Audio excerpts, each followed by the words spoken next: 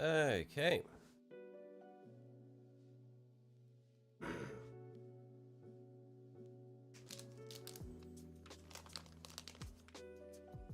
It has been a little while since we have painted tyranids.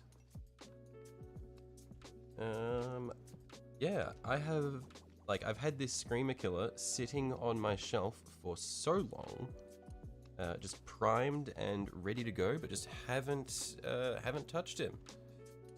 Hey brother, a Titans, hey medic.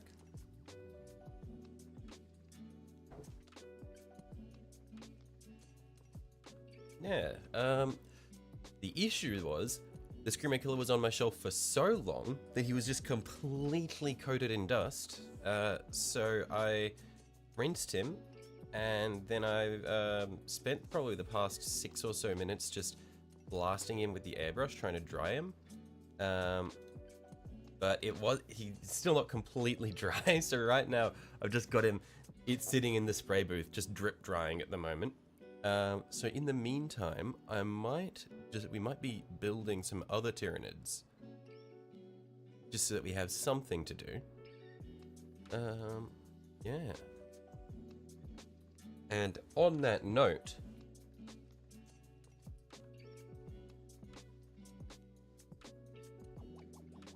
I may have made some poor financial decisions yesterday. Finally went to the city to get some paints that I was missing.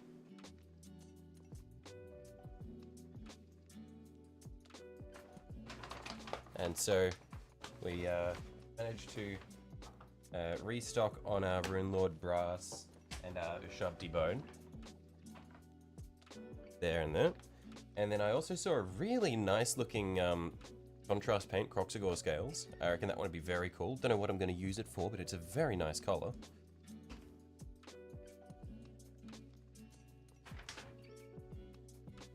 And then I picked out a couple of Vallejo colors as well.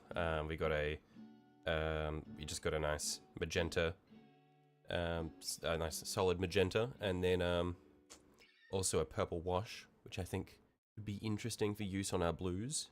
That one there. But another thing that ended up happening was I was in a Tyranid mood, you know?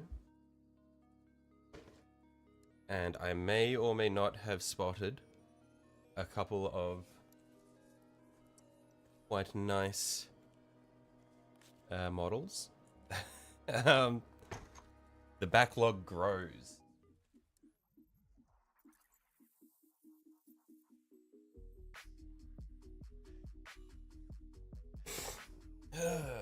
So I'm thinking that maybe we build the Biovore today because it's smaller than the Tyrannifex, so it probably won't take as long.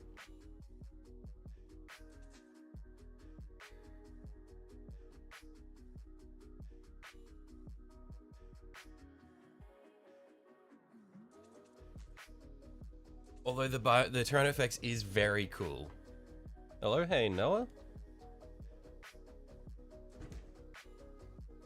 Yeah, because we got the Tyrannifex and the Biovore that I picked up yesterday. Actually, hang on, but the Biovore comes with a couple of floating little scrotums with him. I'm not sure if I want to commit to doing the little scrotum boys as well. Hang on, they're actually pretty cool though. Ooh. Decisions. Because I kind of know how to do these scrotum boys now, because I already did them for the Neuro Tyrant.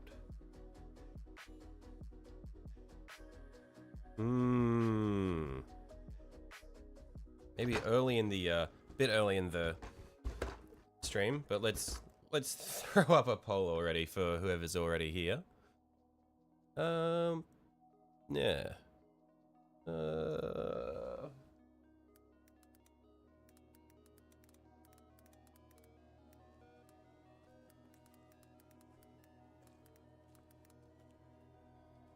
Yeah, let's just see. What are you guys interested in? Because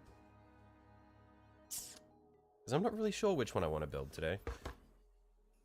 Because, yeah, I was going to paint the Screamer Killer, but he was very dusty, so I rinsed him, and now he's drip drying over in the spray booth. Yeah, I spent about 5 or 6 minutes just blasting him with air, but yeah, it wasn't enough.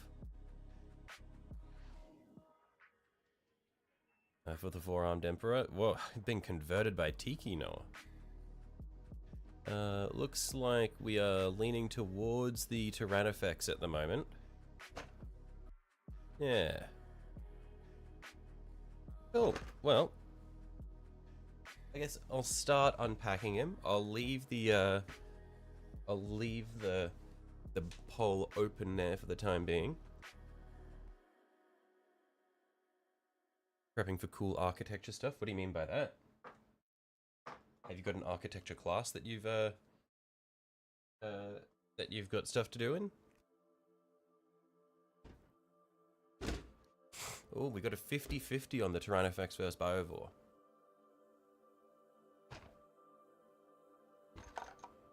Got a paper thing and the straight line thing. That you could be talking about anything, Noah.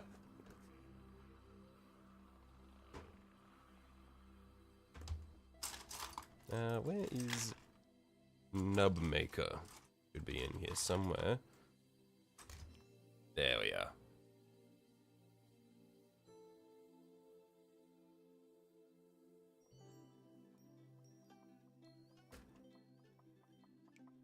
Architecture's cool. Yeah, I mean, if it's interesting, then you should go for it. Just do both. Look, that is the plan. Eventually, we will do both, but that is not right now. Okay, yeah, looks like we are generally leaning towards the Tyrannifex today. Cool. So I guess we'll throw the Biovore behind us for the time being. Let's get going on the Tyrannifex. Straight line thing is shaped like a pickaxe. So I'm assuming it's a carpenter's square. Is that what you're talking about? It's like, is it like a ruler?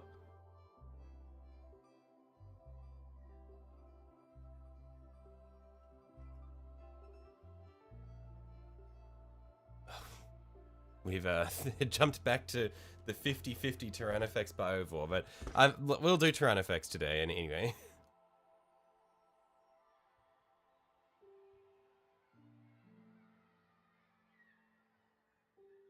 Have fun, hey, Technic.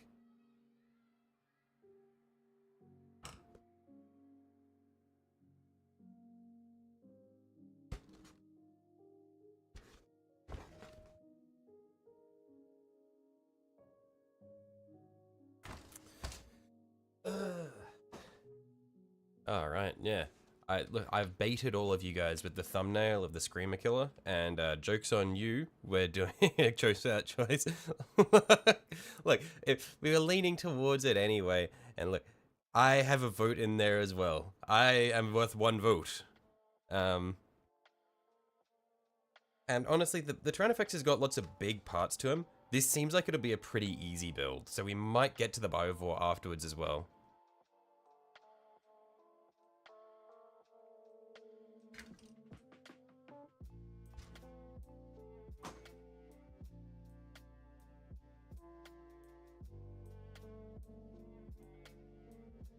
Painted up a Spacer's Choice Voten.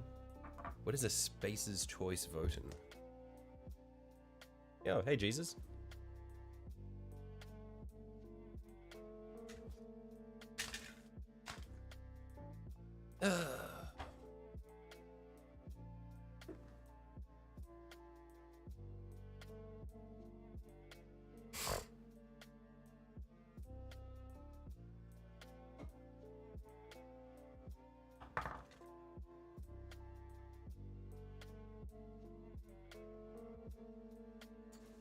Okay, what is the difference between the Tyrannifex and the Tervagon alternate build?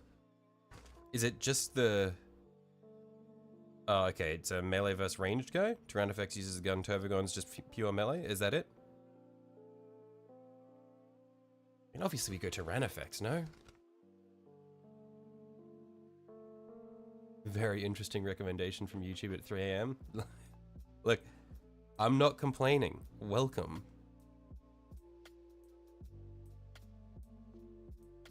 Yeah, I reckon we'll go with the Tyrannifex rather than the Turbogon. You posted a picture of it?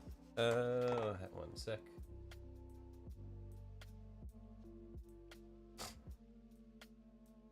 Oh, okay, so it's just a straight edge. Oh, that is kind of that is a carpenter's square, yeah. One spawns Termagants, the other has a big fuck off cannon. Oh, well, we go the big fuck off cannon because the one that spawns Termagants implies that I would then need to have more Termagants painted, and fuck that.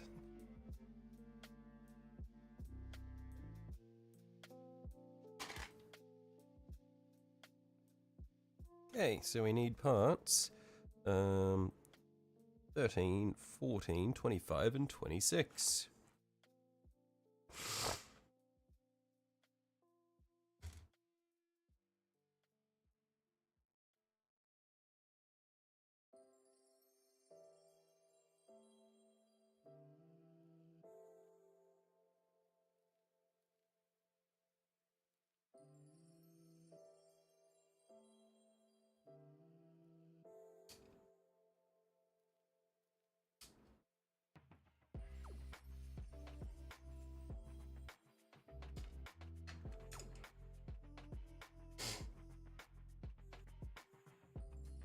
You know, Age of Tyranids only comes from Space Marine 2. What's a Tyrannifex? Tyrannifex is a big fucking guy. That's this fucker right here.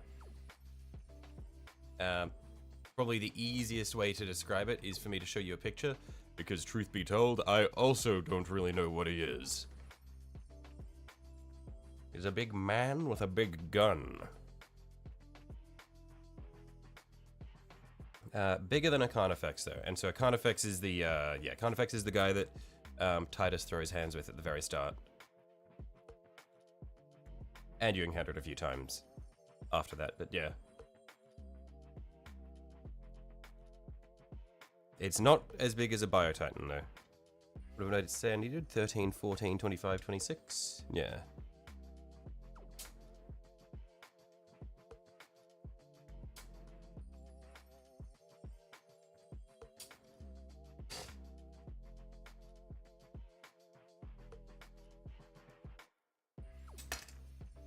Well, we got 13 and 14 there. I have 25 and 26 on this sheet. Not on this sheet.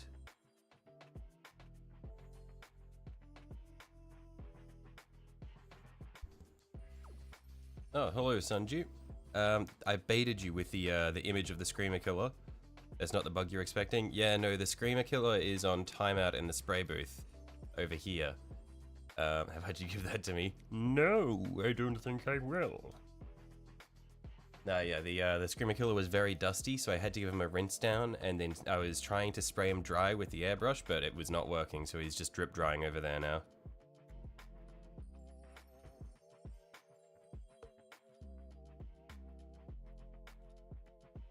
Am I just blind? I feel like I'm just not seeing the parts that I want to... Oh.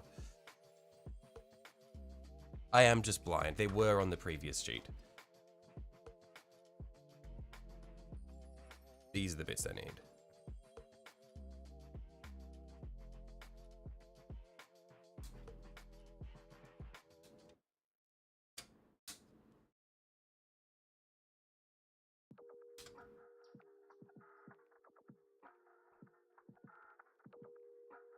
But I'm using those claws on your old one eye.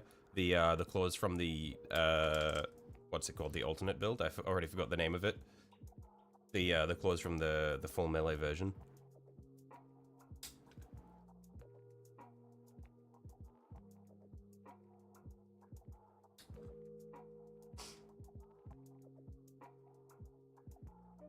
You want to see about using Malceptor legs on a Carnifex and maybe use some green stuff to make him bigger? Every time green stuff is mentioned, I have a knee-jerk reaction. Like, it's just, ugh. The Turvagon, that's the one, yeah. The trauma is deep-seated.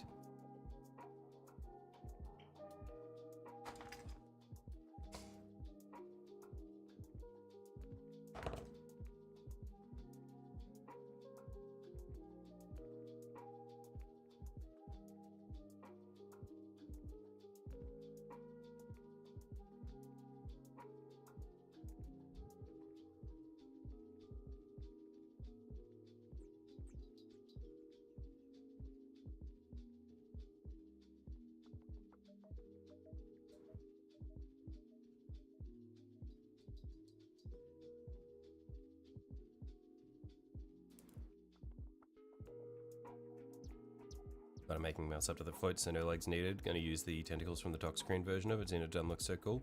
I really do like the way the Tyranids that float on their tentacles look, like with the pretty much just like with my only experience of it is with the Neuro Tyrant, but it's such a cool look.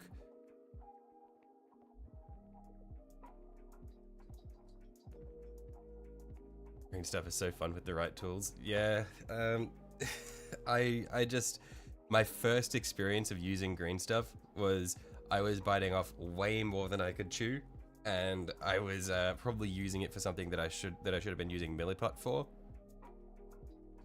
And so it was just, it was a bad time.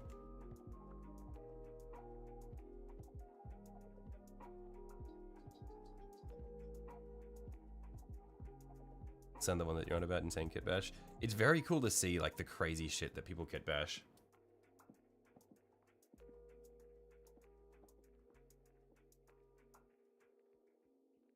Like, was it Technic who posted that insane? Was it a Carnifex or was it a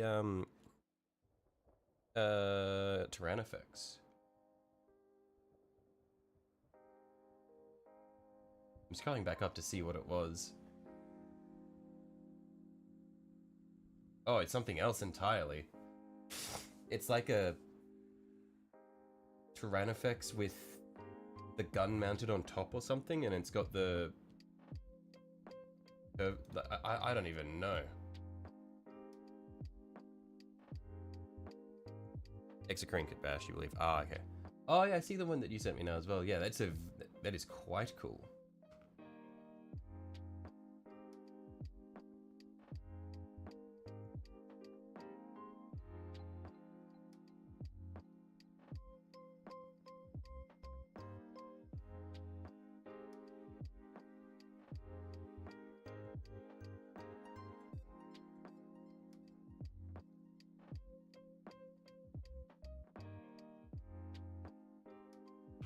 I think this is just barely out of focus. Let's see if we can pull that back. There we are. That should be a little bit better.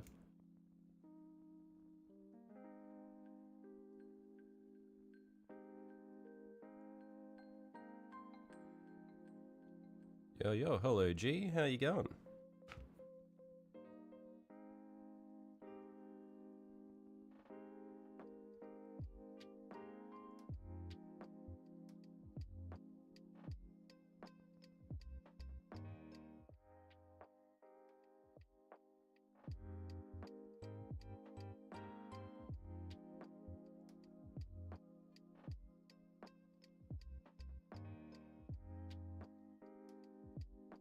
Haven't really been much this week. Got the two suns the same and have done a quarter of the gold vine.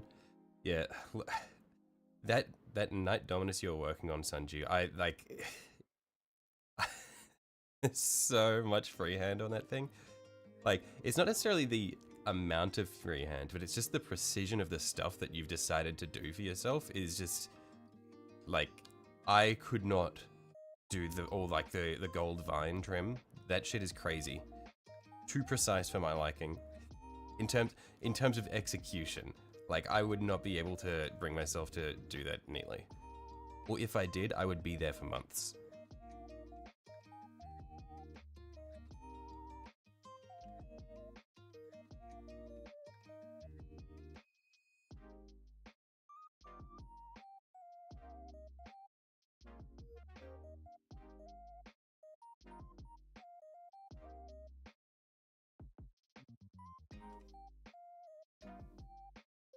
almost done, just 3 more things left. Well, it'll be a weight off your shoulders when you finally finish it. You'll be like, finally, don't have that thing sitting on my desk now. Because that's like a huge thing for me, is like, I have this mound of half-painted minis that just sits over in the corner of my desk over there. And it'll be like, it's just like, it's like mentally draining looking at them going, oh. But then it's like when you finish one, it's like, fuck yes. It's just like, it's nice to have the space clear. I don't know if that's a similar thing that people deal with, or if it's just because I am super slow at painting and can't bring myself to finish anything.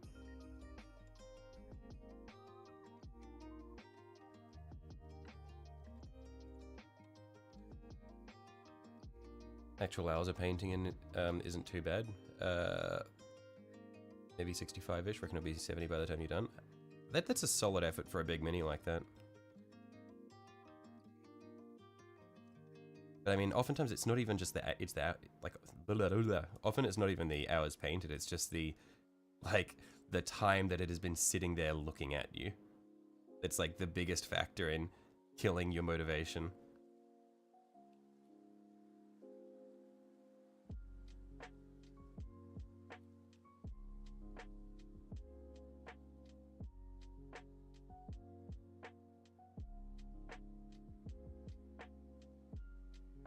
They're just training hours, so you can't do too much at once. Yeah, you need to focus so much for that so that your hand doesn't shake and mess up the trim.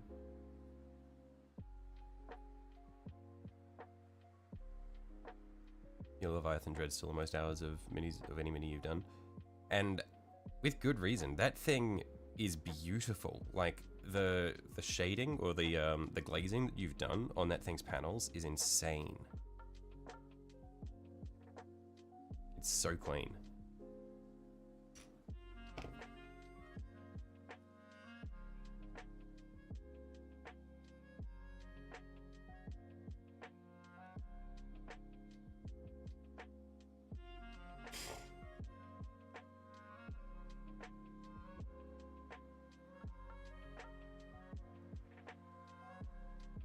Painting is more like a journey at the end of which you even feel a little sad that it's over. I fully get behind that. Because for me, like the whole, like I have yet to play, like I've been painting for like 2 years now or something. And I have yet to play a single tabletop game of Warhammer, just because I don't even have 500 points of any single army painted. Because I didn't really get into it in the first place for the tabletop, I just got into it because I wanted to do the hobby. And so yeah, a lot of it for me is just about enjoying the process and trying shit out. That was like, when I finished my first Night Questoris, I say my first one, it's still the only one that I've finished. But when I finished my Night Questoris, I'd been working on that thing for so long that I got to the end and I was like, hang on, do I call this done now? Is this done? I've got more than 500 points of knights, do I? Is a Questoris and 2 armigers more than 500? I guess it probably is, isn't it? I haven't fully done I haven't completely finished the second armiger though. I need to base it and then weather it.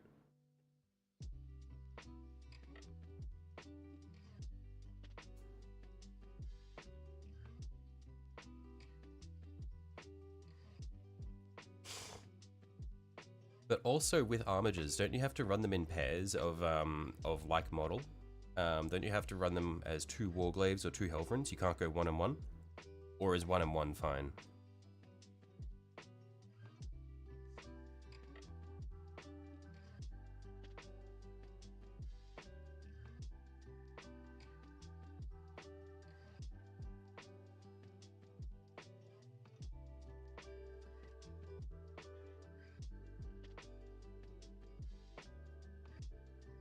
They can go 1 and 1? Oh, okay, cool.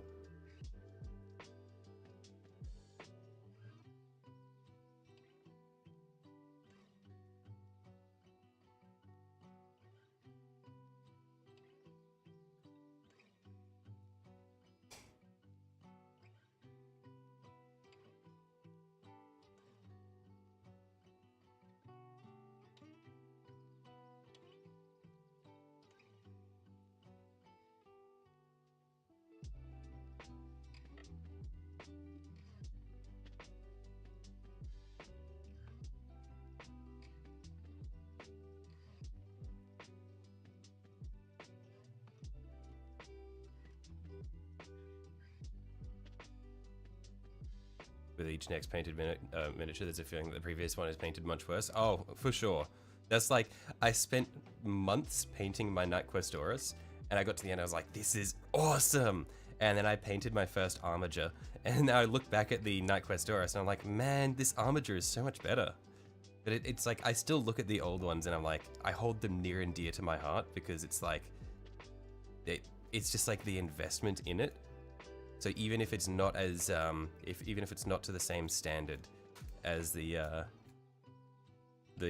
new ones that I'm painting, I still have like the fond memories of painting it. So I like it, even though it's not as nice.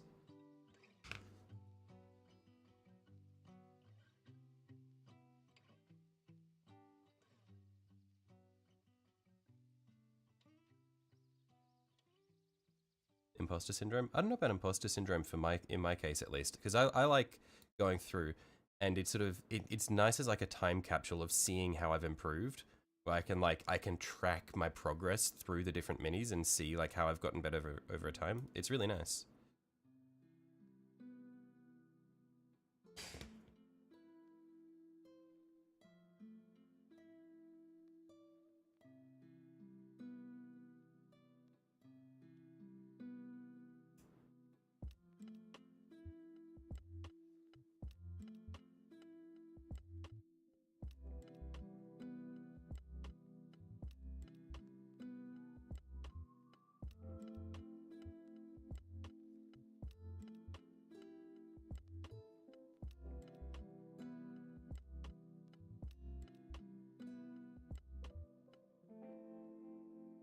I'm really impressed by the parts for the Tyrannifex so far. Very few mold lines. Like there's the classic mold lines on these ridges here along the top. Those ones are really easy to clean up. But other than that, it's a really clean model.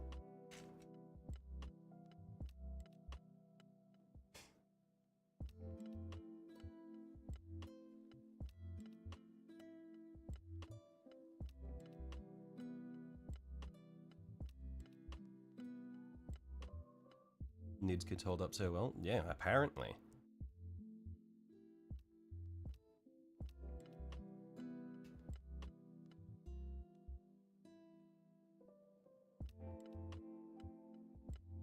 Sound effects is showing a lot of age, but for how old it looks, it's one of the it looks so much better than other kits at the same age. I guess it probably helps for them when they're doing the molds of the Tyranids, because since there's lots of organic shapes and stuff, it's probably a lot easier to hide the mold lines and things in a lot of the weird shapes.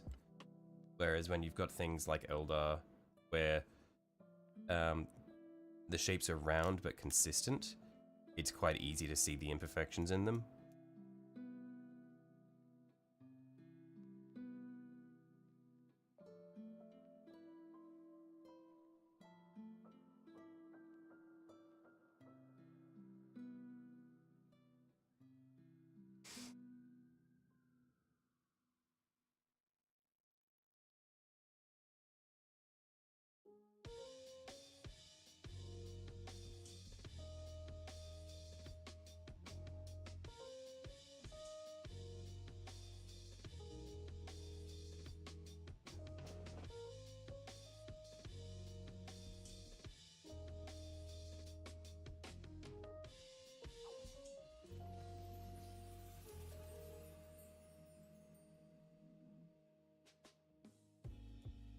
Also, just as a little side note, I feel like this is some of the most traffic I've seen in my streams in a while, and it really puts into perspective how unpopular my main armies are. Like, no one gives a fuck about Knights, Eldar, or Tau.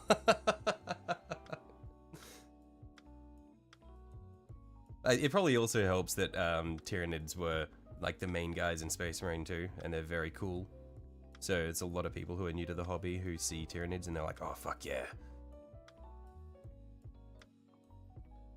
Planning on using the belly of the other version as a terrain piece. Yeah, that's the really nice part when they have alternate builds, is you get so many extra parts that you can just use for bases.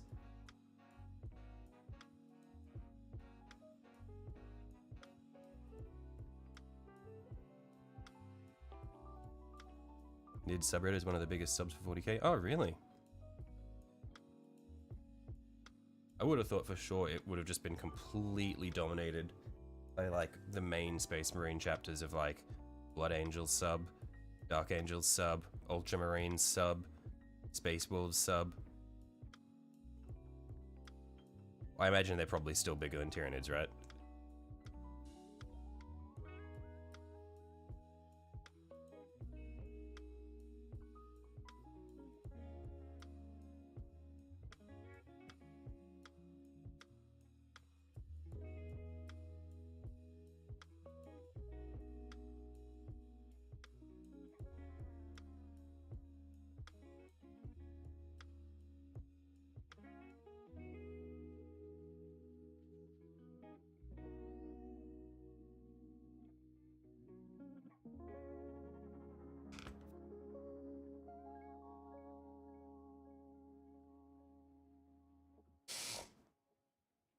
Blood Angels is 66k, Tyranids is 97k. Holy shit. Okay.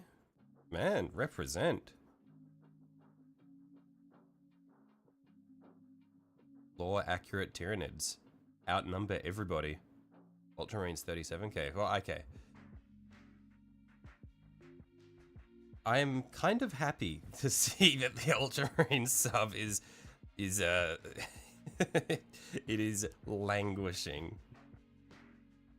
Can you second army after buying Leviathan? Yeah, I bought the Leviathan box quite early in my time in the hobby, and I have not even begun to scratch the surface on that shit. I've done the Termagants and I've done the Neurotyrant, and that's about it. Then they lose to Orcs at 103k, which is surprising. I guess Orcs are like, I would say, the most aesthetically popular. But at the same time, I feel like Orcs in the tabletop, or at least in the minis, very few people actually give a fuck about them. People just like the Orcs for the funny business.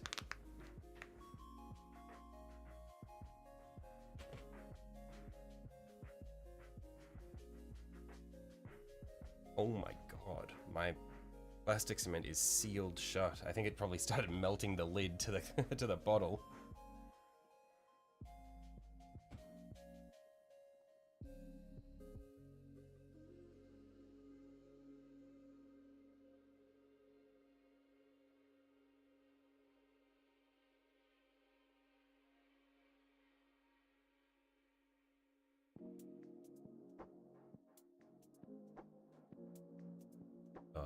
Yes, here we go. Everyone say it with me. I love the smell of solvents. I love the smell of solvents. Yummy. The best part about Warhammer. Breathing in the plastic cement.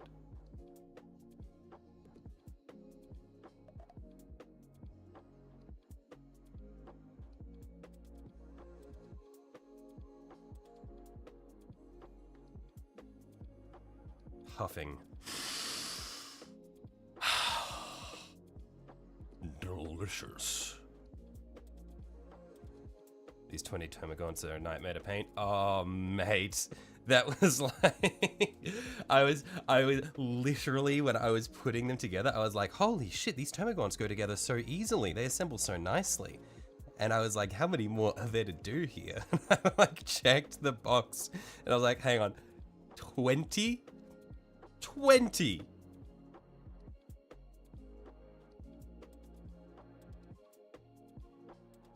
Gotta love it.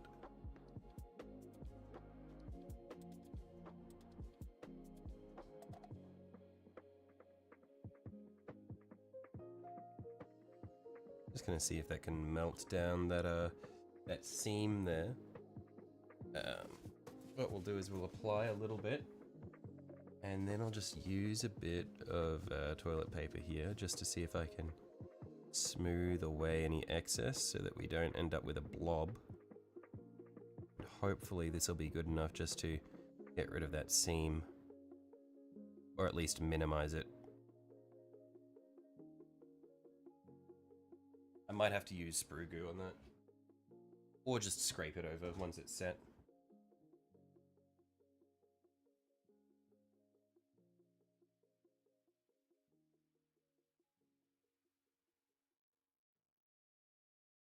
Okay, but it looks like, how is this going to go together?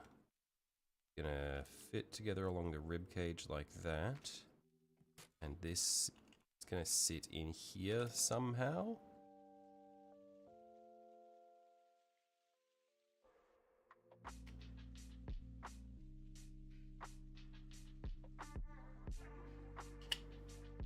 You want more nids, not gonna lie, but you don't know if you don't make you if you don't you know if you don't make yourself paint the chaff, you never will. Yeah. I don't know. I'm wondering if there's a way to to play Tyranids using only monsters. Like,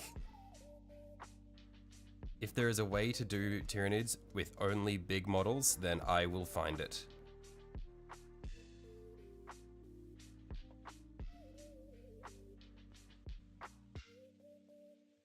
How is this meant to sit in there? Hang on. So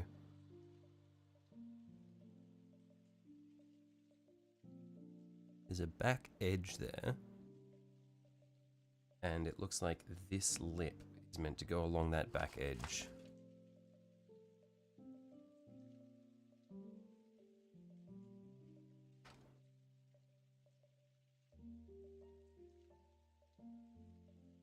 Is there a place in the USA that sells Warhammer stuff, or is it online only? There should be heaps of Games Workshop stores over there.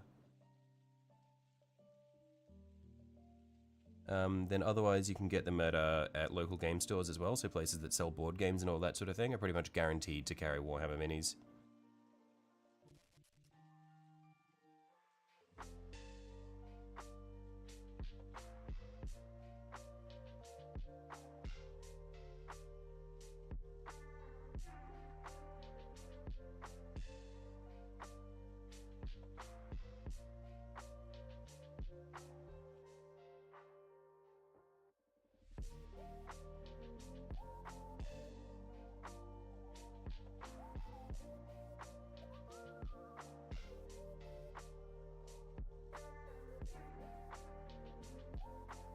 But yeah, like Warhammer is huge in the US, from what I know. So you should have a lot of options in your area.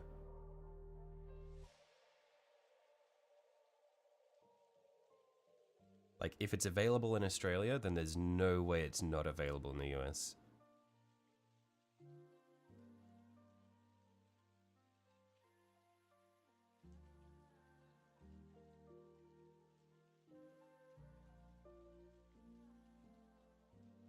You've never seen a Warhammer store where you live and you only hear about the ones in England, thanks? No, yeah, I'm pretty sure, like, from what I've heard from everyone else in chat, Warhammer seems to be pretty big in the US. So even if there's no official Warhammer store near you, your local game stores that do like board games and card games and all that sort of thing, they should have Warhammer available there as well.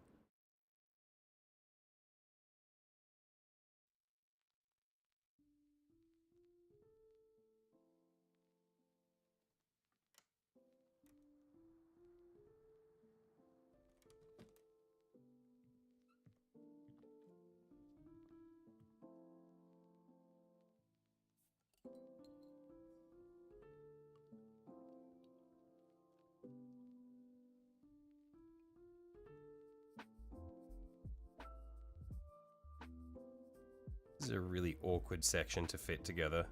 I think I got it though. Yeah, there we are. And the local game store does Pokemon and card games and Warhammer. Yeah, like I'm pretty sure like they tend to cast a pretty wide net.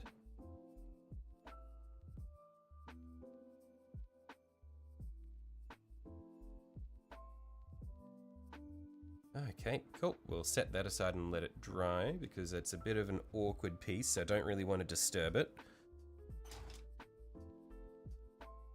What next? Gonna be the top of the torso. So 21, 24, 23, 20. Not 22. It's a little weird.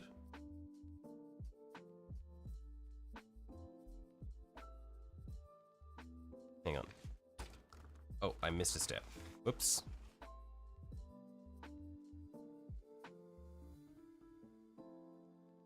Even here in Ukraine, you have official Warhammer resale stores.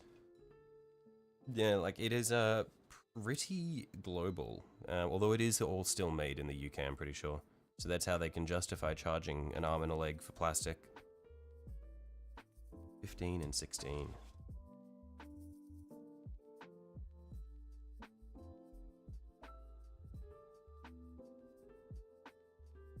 That's these two bits here.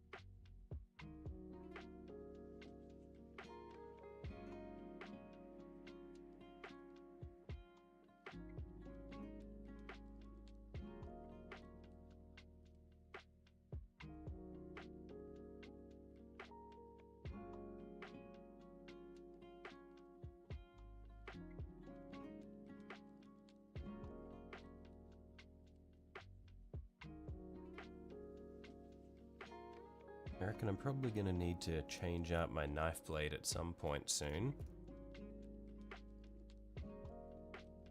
It's getting a little blunt. It's not too bad yet, but it's not amazing. It's going to be a little sad though, because it means I'll have to bid farewell to this one that has my bloodstains on it. I guess it just means it's the start of a new journey. We'll have to douse our the new blade in blood.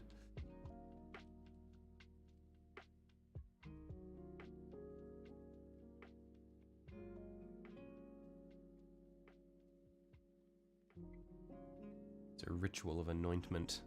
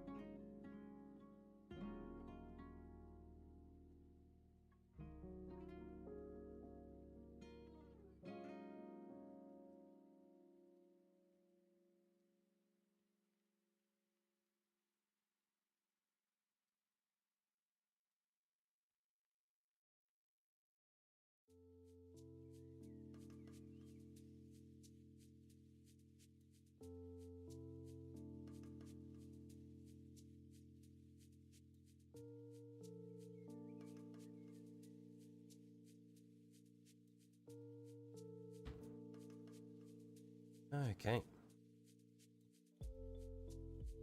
So, for these bits here, that's gonna...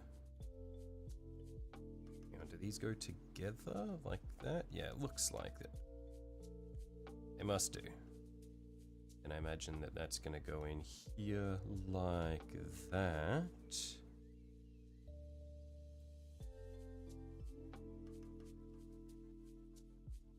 Yeah, that looks like it.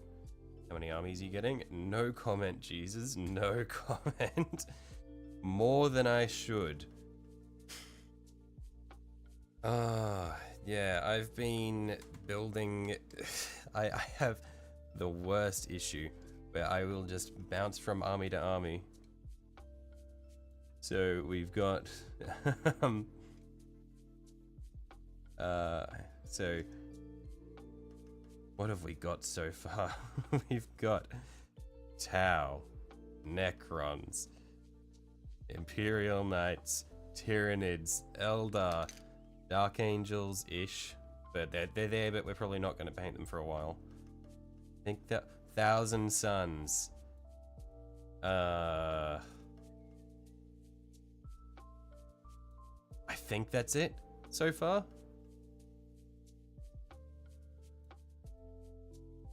I think that's it. I mean, and I also got the Skaven Tide box, so technically I've got Skaven and Stormcast Eternals on the side as well.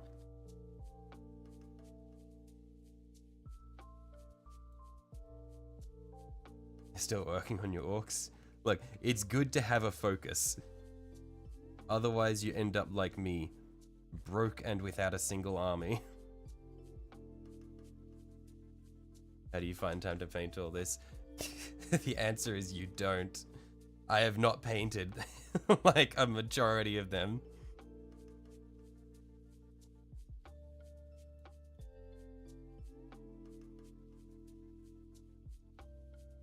Yeah, you see, the thing is, half of the satisfaction of painting a mini is instantly granted when you buy the model. It's like you get 50% of the dopamine from buying it and 50% from painting it. So, it's like, it's so easy to fall into the trap of just buying more minis because you're like, oh, this is so cool, and then you put it on the shelf and it sits there. I'm just building my own Warhammer store in my room.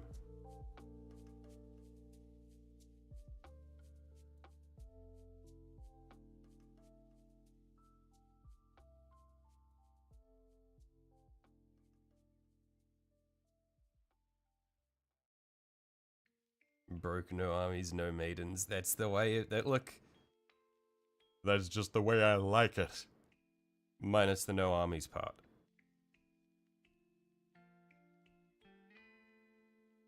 If she doesn't paint Warhammer, she's no maiden of mine. Incel moment.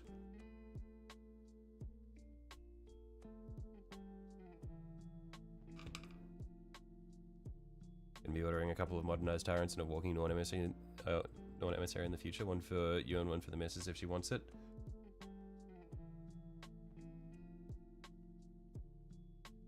Yeah, that's the thing is, Sanju, somehow you've got a missus who does Warhammer to a degree.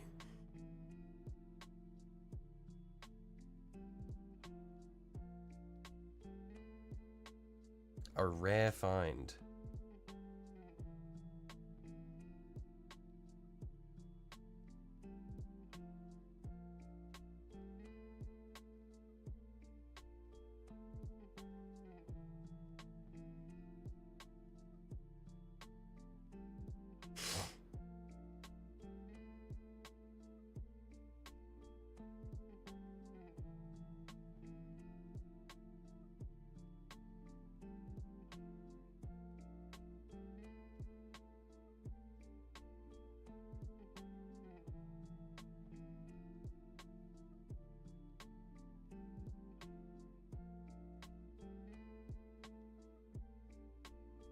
She likes art, not that because I'm a mini painter, but every so often she'll sit down and paint some things. Oh, righto, okay. It's more of a broad interest kind of thing.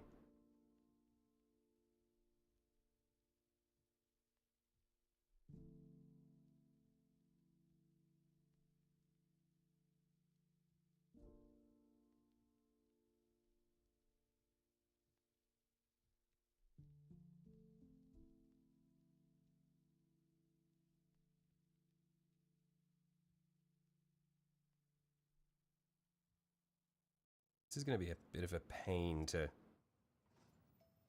slide together here. I think we gotta fit it in there.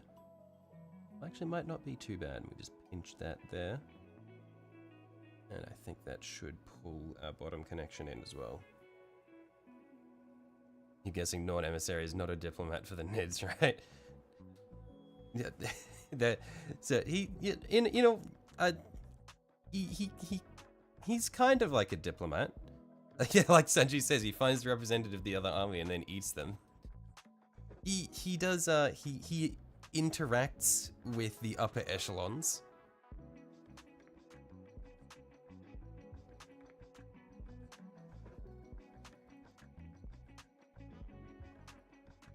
And you don't have any free funds.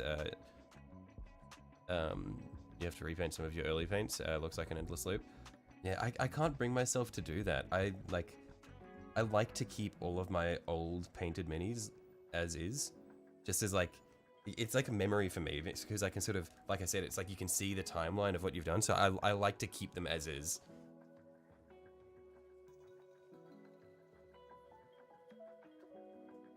See, like how I just chuck in Bort's Eventide as if that isn't another 74 models. Shh, shh. Look, how can I not buy the big box of rats? Like, you can't just not buy the rat box.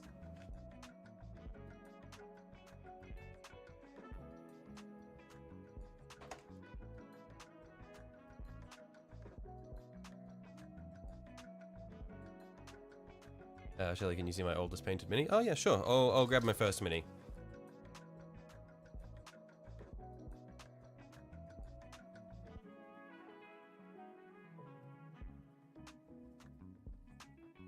Yeah, because I started off on my Tau. So a very first mini that I painted was some Tau stealth suits. And I believe that this was the first one of the squad that I did. So I'll just get this in focus. Hang on, let's pull that in. There. Yeah, so this was my first mini. Like, it's not terrible, but definitely things that I would improve. Like, nowadays I would do the panel lining on them a bit better. And overall, just the brushwork wasn't amazing, but it's not the worst. Also a bit messy here in the flutes of the plasma gun there. But yeah, overall, I was pretty happy with it. Looks good, but you could critique it. Yeah, I mean, it's definitely not a perfect paint job, but I like to keep it because it's kind of like a thing where I can see how far I've come. A lot of your old minis are very, very poorly highlighted. Not gonna lie, it's due to a lot of it's due to using shittiest brushes. Yeah, I would say that a lot of this was a mixture of terrible brush control and poor quality brushes.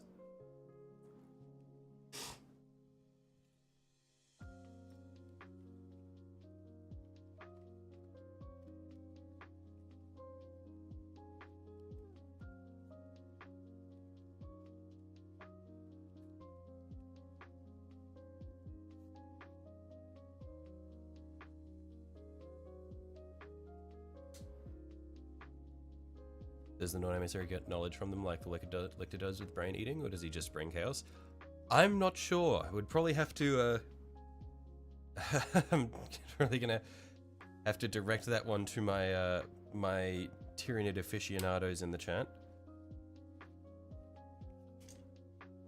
Alright, gonna use this to pass out. Knock me out, Shelly. Righto, welcome, Jake. I will try not to scream suddenly.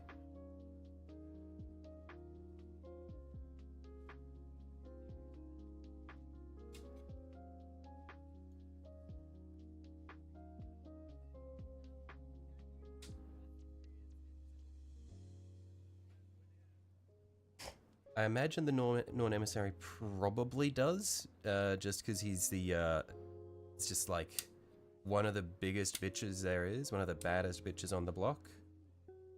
So I wouldn't be surprised if he did, if he did absorb their knowledge. Google you go then. Yeah, sorry about that one. I am I am an aesthetics first kind of guy. If you're not mistaken, they given data directly from the Norn Queen. I see. Oh, choking on I'm choking on the plastic cement fumes. You're the Custodes aficionado. Valdor wins in a 1v1 against any primary. What do you mean against any primary? What do you mean, any Primaris? I would not be surprised that Valdor would win a 1v1 against a Primaris.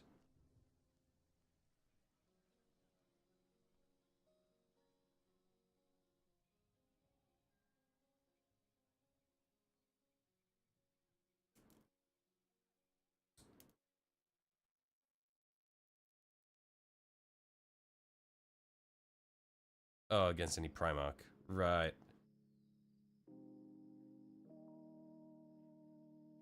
I don't know.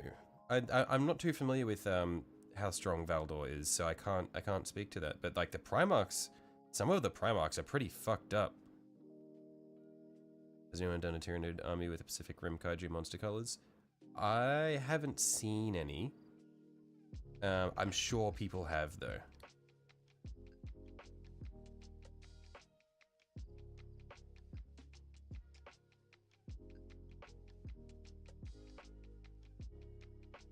Google says no. Okay, so the non-emissary does not absorb their knowledge. Interesting. I would have thought for sure that it might, just because it's like, it's just one of like the fucked up amalgams of like every Tyranid form.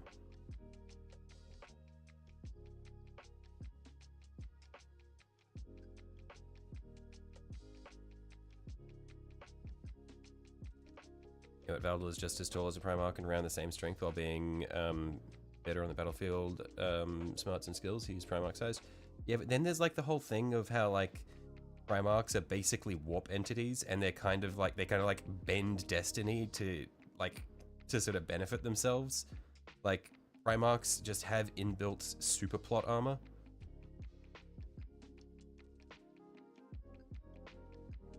I feel like generally the only things that can square up with Primarchs are other Primarchs or the Chaos Gods.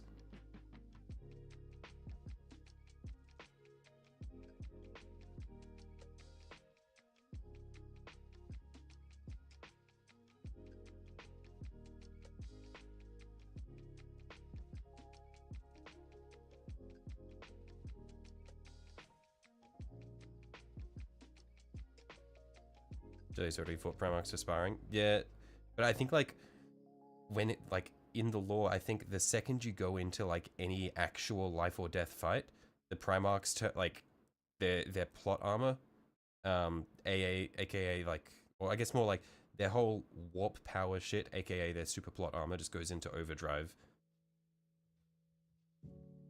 Like could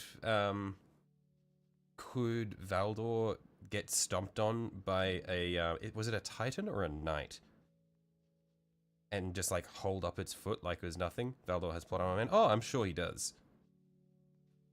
But does he have a warp god inside of him?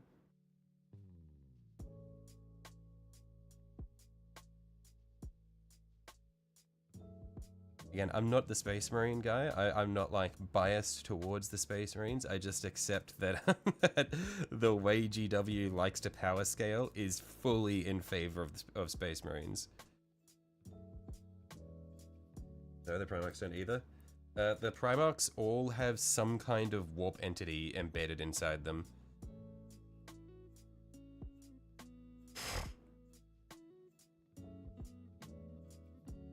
Also, Valdor is the same height as Alfaris, who's smaller than other Primarchs by 1 to 2 feet. Oh, okay, if he's smaller than the same size as Alfaris, that would make sense.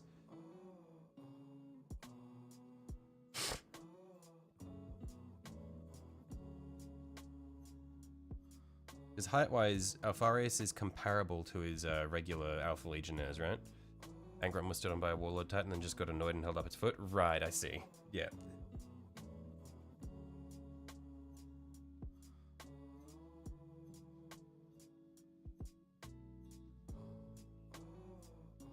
But how the Primarchs warp entities, is that how Corvus turned into the bird thing in the warp? Yeah, so because I believe the whole thing was like when the Emperor was making the Primarchs, he went to this remote planet that I forgot the name of, where there was this rift in reality, and he like went into the warp, and no one knows what happened in there. But then when he came out, he had like the secret ingredient to make all the Primarchs. and it's pretty much confirmed that they're like minor warp entities or something like that that are bound to their souls, and that's why when Primarchs die, they explode into light. And so that's kind of why the lion, for example, has the ability to like fucking teleport across the galaxy like it's nothing now. And yeah, and why Corvus turns into Birdman.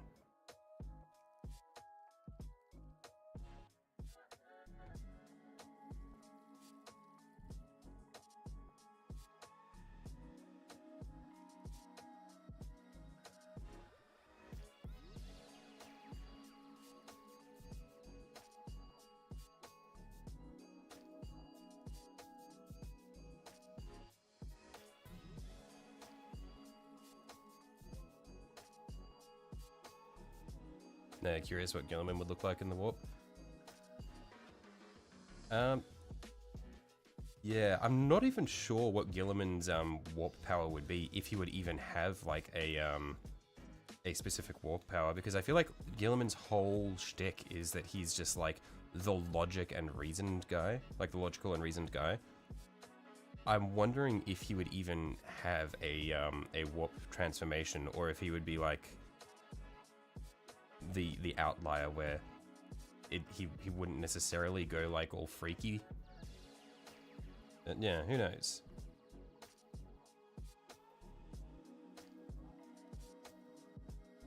Also, how all the Primarchs that are dead can come back if their body is remade, so that the soul can be shoved back into the body. What would have happened to Ferrus Manus if everything didn't die?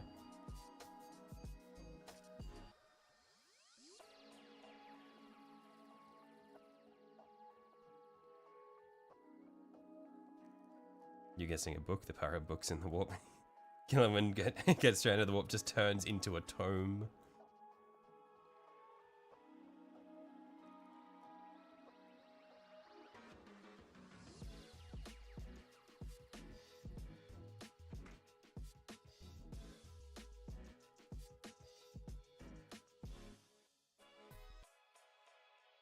The awkward feeling that the line can teleport and still can't meet Gilliman.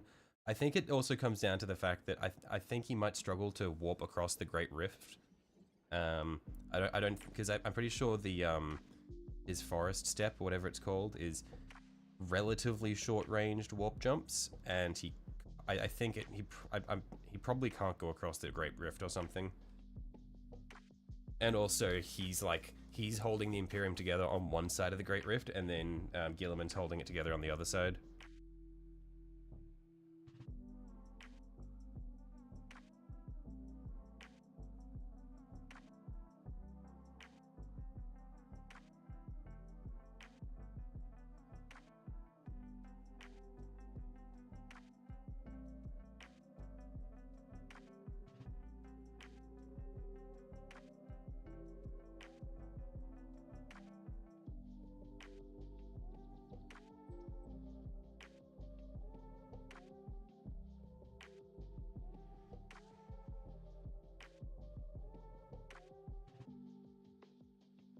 His power is his tactical mind, for real. Yeah. Gilliman's Primarch power is that he's a massive nerd.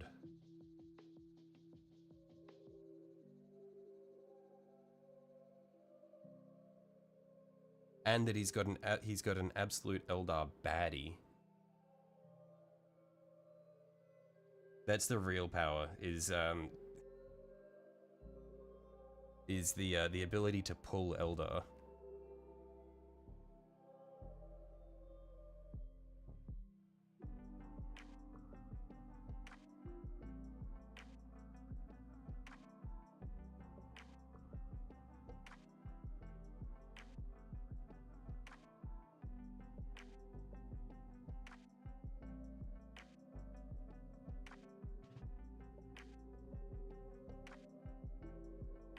I think I've made a mistake. I cut out the wrong sections. 22 and 19. No, I didn't cut out the wrong ones. Just try to put that in the wrong spot.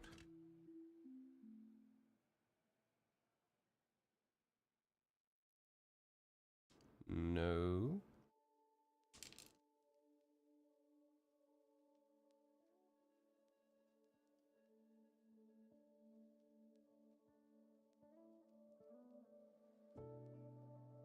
It's just not as nice of a fit as I think it should be.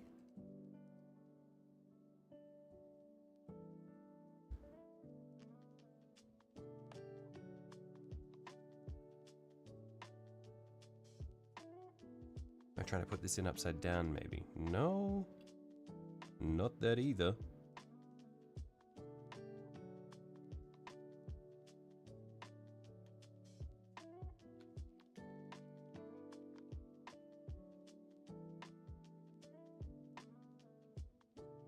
When Gilliman goes into the warp, he just gets glasses, no powers or alterations, just glasses to fill his role of nerd. He gets the two front teeth as well.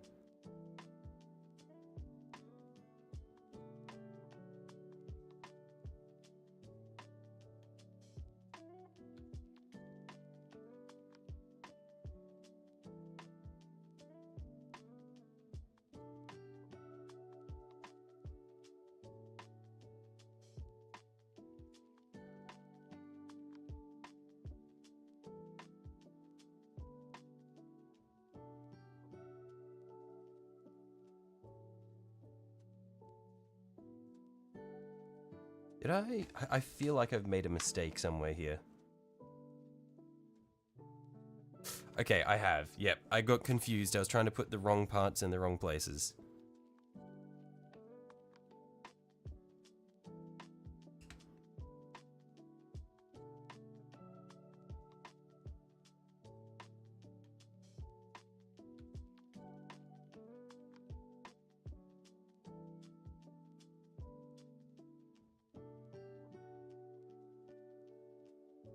And just start saying, actually, yeah, that'll be that's Gilliman's power. Is he go into the warp? he gets a book, glasses, and the front teeth, and every time you try to do something to him, he goes, actually, and then it doesn't happen. You like punch him, he's like bleeding from the nose. He looks up and he goes, actually, you didn't punch me hard enough, and then his nose heals. Actually, I have a super barrier that blocks everything that you try to hit me with.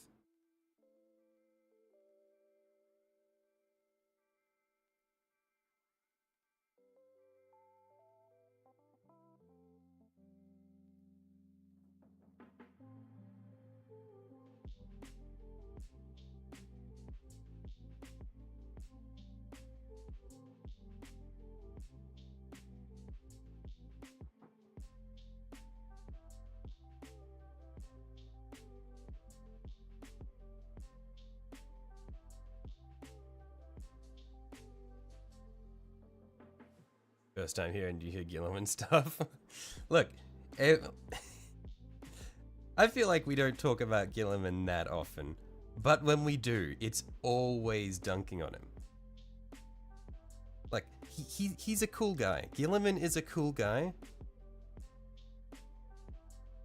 He's got an Eldar baddie, but his Legion, they're just cringe.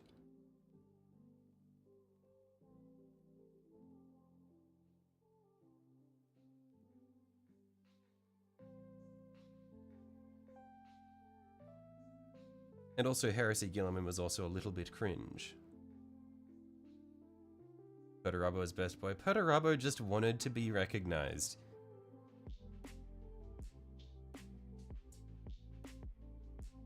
No emissary would eat Valdor, L Custodies player.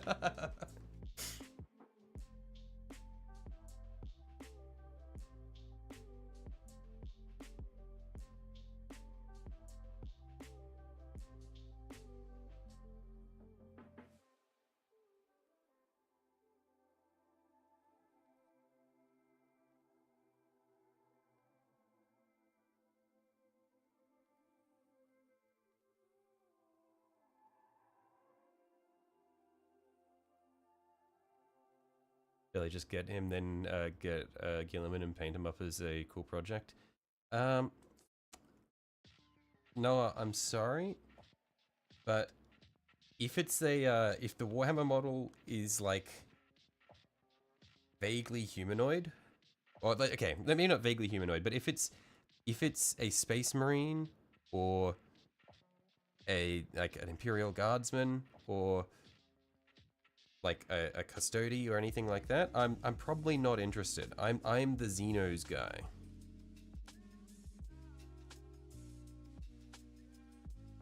For Trazyn the poker, I mean infinite. Like Trazyn is the main character of 40k. He's the best guy. He's there for everything. Everyone loves Trazyn. You can't not.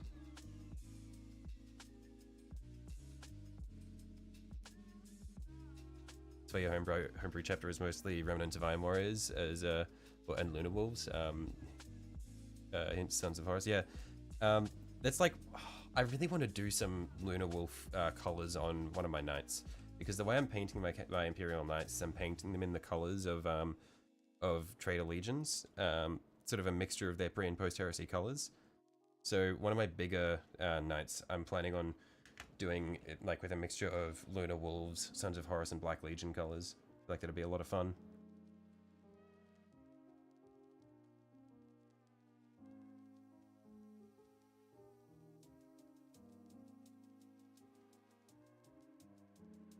Just because there's no shortage of heraldry to paint them with there as well.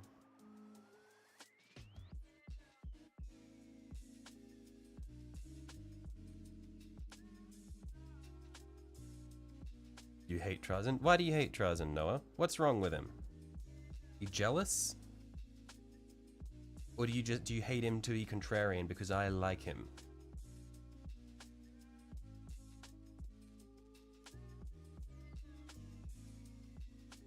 Also, using 30k schemes gives you a good excuse to proxy 30k models in 40k. True.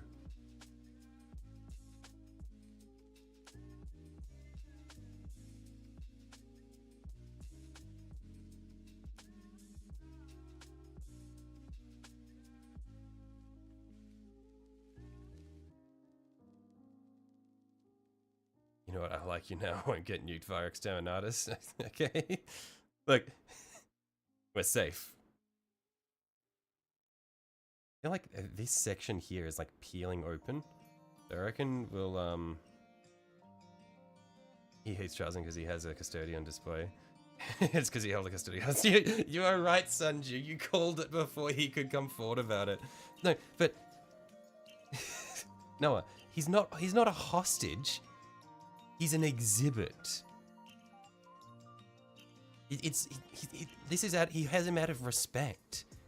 No, he's just like you, for real. He collects the custodies because they're cool. You don't know what Sanju's saying? You blocked him? he can't handle the truth.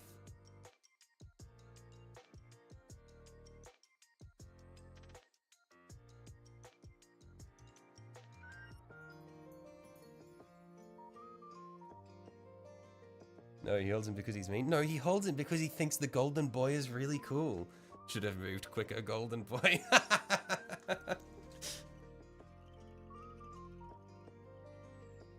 I need 18, 17, 19, 22.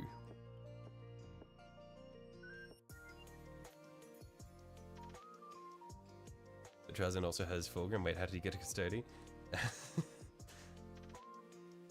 Look, Trazyn is he's just a cool guy. He just likes to collect. Have you heard about the Robutu heresy? I think I've seen the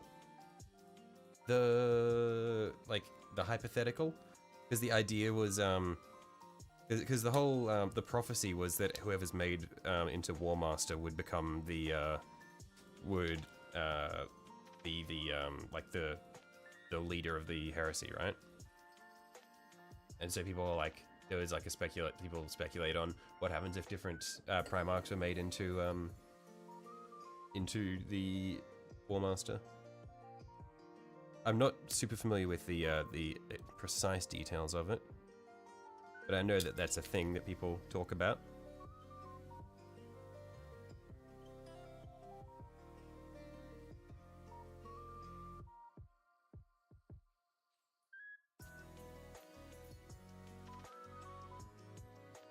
Is he just like, you gotta collect them all and then throws his Pokeball at one?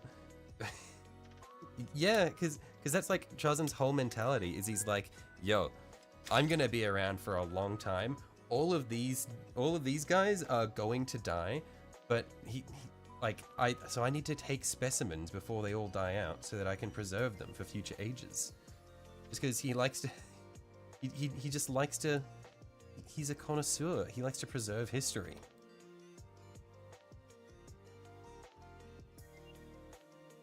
You know, Chazm has a, Chazm has a freaking Thunder Warrior, which you're gonna take from you need a cool meat shield. Chazm's got everything. Did Chazm not go to sleep, or did he wake up a lot sooner than all the others? I think he just woke up sooner, didn't he? Because it was the only person who didn't go to sleep was the Silent King and his direct entourage, right?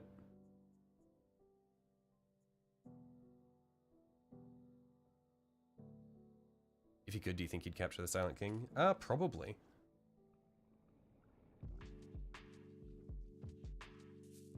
I'm sure that he would jump on any opportunity to capture the Silent King.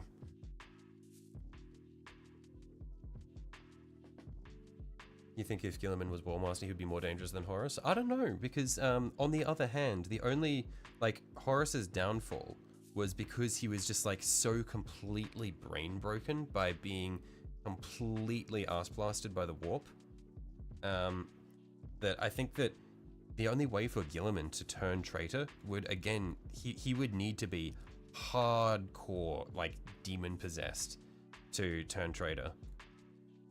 And so at that point, like, how much of the original Guilliman would be left?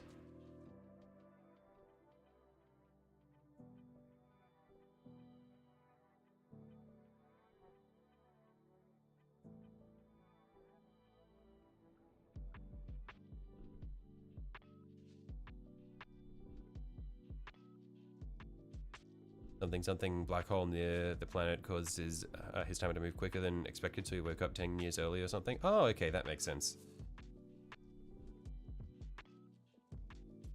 Hang on. No, it doesn't.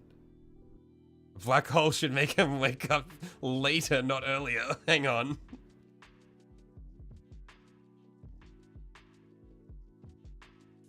Well done, GW.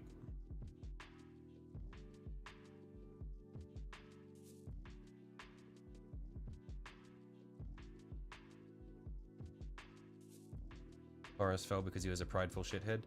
Yes, that was a large part of it. But he was a prideful shithead, but he wasn't that much, like, he was prideful, but he wasn't that much of a shithead. Like, he was a shithead, but he wasn't like a shithead to the degree that, oh, I'm going to ruin everything. He got, like, he had a lot happen to him to make him fall.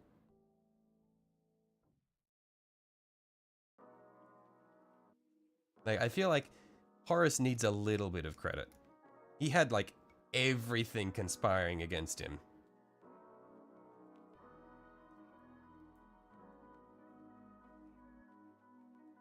Including that motherfucker Erebus.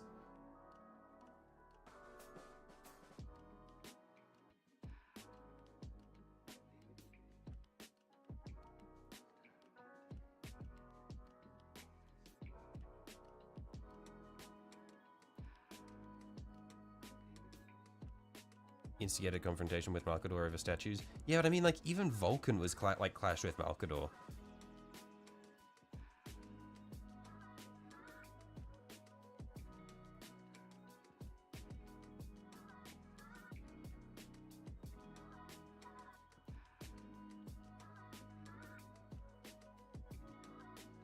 Magnus did nothing wrong and he was completely justified. My man, fellow Thousand Suns enthusiast. That is what I like to see. But no, Magnus definitely did shit wrong. Magnus was not without fault, but he did, like, he got mega fucked. Like, he was too secretive. The issue with Magnus was he was too similar to the Emperor.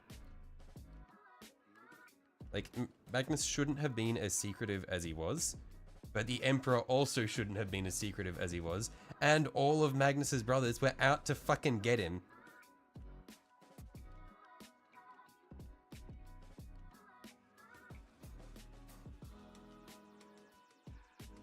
Magnus was a disobedient shithead.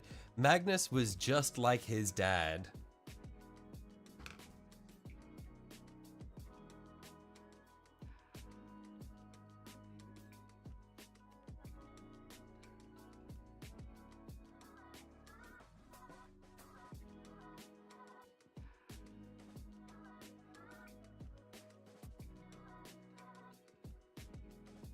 Magnus did everything wrong. He could have just answered Ross's call and he wouldn't have fallen and he could have saved his legion. Yeah, but also Magnus was dealing with like the mega psychic damage that came after realizing that he'd just ruined everything and he was throwing a tantrum. Like, look, let a man get emotional from time to time. As far as he knew, he just doomed the entire galaxy. He needed some time for introspection. Weren't Russ's kids slaughtering without care? Yeah, also, the Space Wolves were jumping at the opportunity to kill 1,000 Suns. They were like, fuck yeah, we get to kill these guys? Yahoo!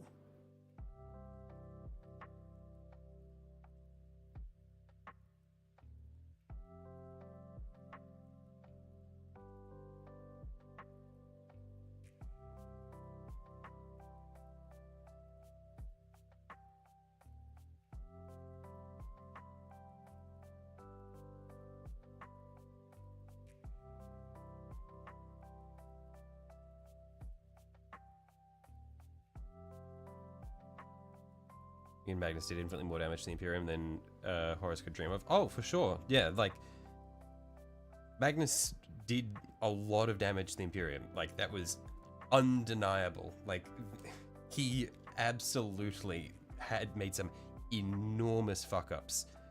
But I don't think that those fuck-ups were necessarily on him. Like, that was the fault of the Emperor for not telling him anything about this plan that Magnus is going to be the key part of. Like, the Emperor was doing, like, Magnus was the core of the Webway project and he knew nothing about it.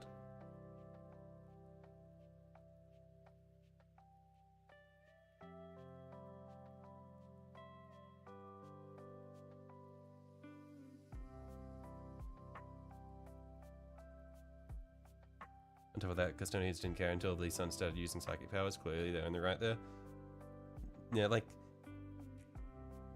the 1,000 Suns were just fucked from start to finish.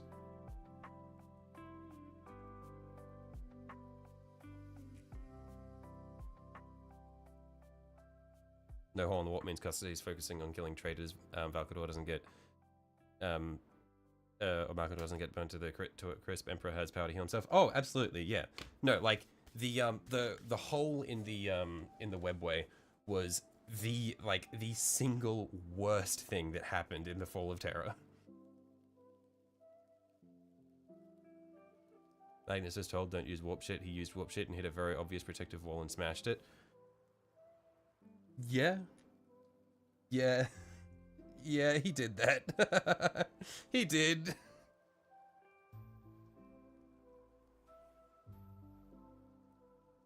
That happened. You guys just beat Claire Obscure Expedition 33 and you're sobbing. I've heard that it's really good. I know nothing about it except that there are baguette skins for all the characters.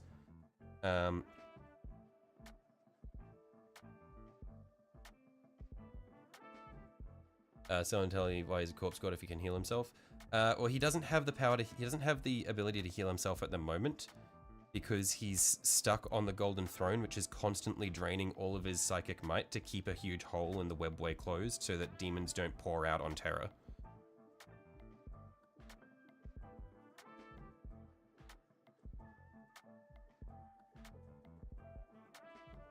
Or like Magnus just being like his dad sounds like a TTS bit. I haven't watched any of the Emperor TTS series. I'm making a Tyrannifex or a Turbogon. This is going to be a Tyrannifex. Hey Jack. Hey Gavin. How's everyone tonight? Yeah, not too bad. Getting there. I was going to be painting my Screamer Killer, but he was very dusty, and so I had to rinse all the dust off him before the start of the stream. And so then he's just drying off in the spray booth at the moment.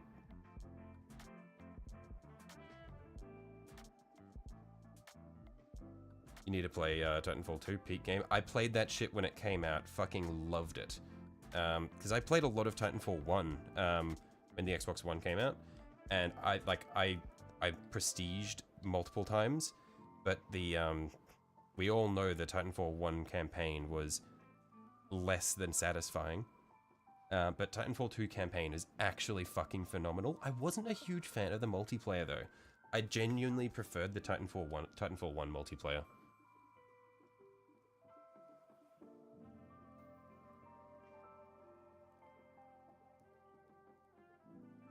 What else are you going to build and paint? I've got a massive backlog of Tyranids that I need to get through, as well as lots of other factions. I have a really bad habit of collecting way more than I have the time to paint. But yeah, I've got most of the Leviathan box left over, and I've also got a Biovore that I got yesterday, along with the Tyrannifex. So depending on how quickly we finish building this guy, we might build the Biovore as well today. Oh, shit.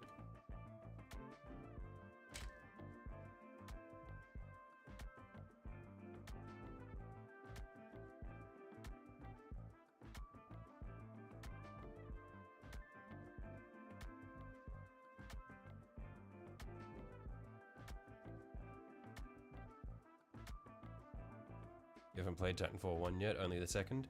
The issue with Titanfall 1 was the game was 100% online. The campaign was not a campaign. It was like, I don't know if you played Evolve, but the campaign was the exact same situation as Evolve, pretty much, where it was just like a series of back-to-back multiplayer games where you have voiceover happening while you play, and the result of each multiplayer game gives a minor effect to the subsequent one. But my opinion of Titanfall 1 multiplayer versus Titanfall 2 multiplayer is the Titanfall 1 multiplayer is a lot heavier. So Titanfall 2 is very floaty. The movement is insane. And the Titans themselves are very squishy. Titanfall 1 is like, the movement is quite a lot heavier. You still have all the wall running and shit, it's just, like, you don't have the grapple hook, you don't, like, the stim isn't as insane. And Titans are actually just these motherfuckers that will ruin your day, because they all have overshields. So, if you're a pilot trying to kill a Titan with an anti-Titan weapon, like, chances are you're going to lose. Like, it's possible to win, but the Titan needs to be injured already. Do I have any Horus Heresy models? I don't have any Heresy Marines. The closest thing that I have is I've got a couple of Imperial Knight. I've got Imperial Knights from the old models, like the Forge World ones. So I've got the Knight Acheron and the Knight Lancer. I believe those are technically Heresy models.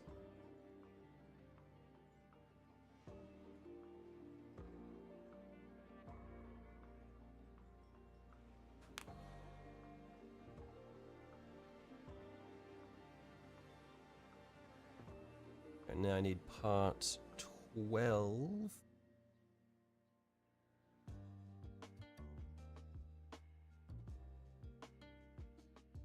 And it's not telling me what I need to build that leg, so I don't know if that leg is just one piece. Cerastus Pattern Knights? Yeah, they're Heresy. Yeah, Cerastus Knights.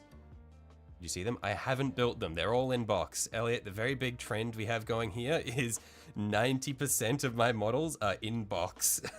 I collect shit, and then rather than painting them, I collect more shit.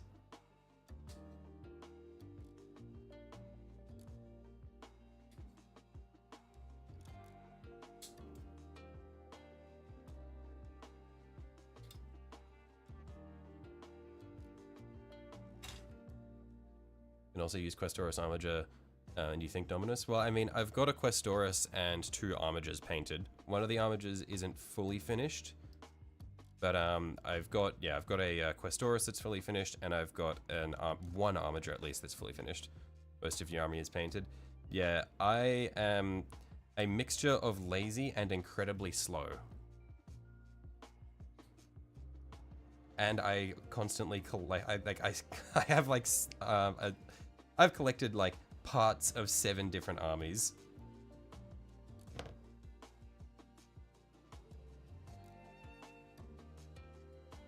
You count bigger things as multiple little things, you'd say half of your models are painted.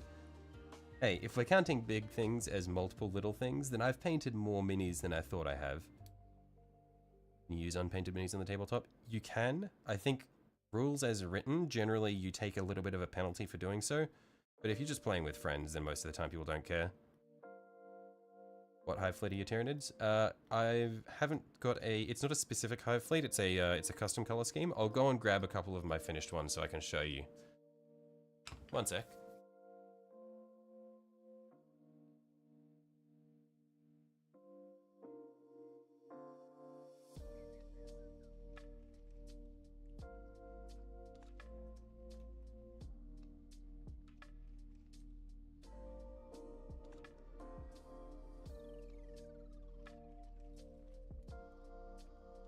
Yeah, here are the ones that I've done so far. I still haven't based pretty much all of my Termagants. So the Termagants were the first ones that I painted in my for my Tyranids, because I got these out of the Leviathan box. So these ones are pretty low effort. Parts of 7 armies. Those are rookie numbers. Got to pump those numbers up. I'm working on it, Gavin. But yeah, so my Termagants are my pretty low effort ones. And then the Neurotyrant is one that I've put more effort into. And then this is one of his little scrotum boys that floats around with him.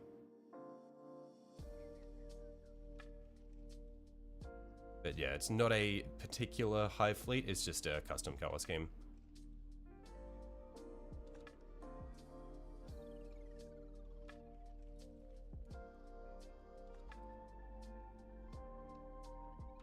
But yeah.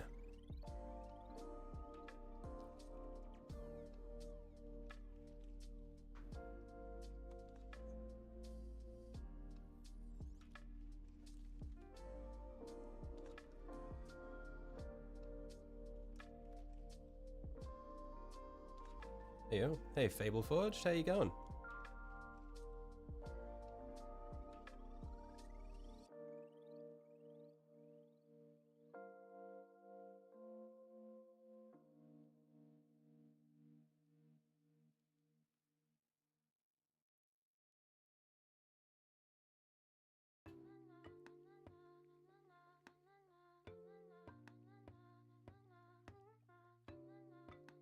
What's my largest army?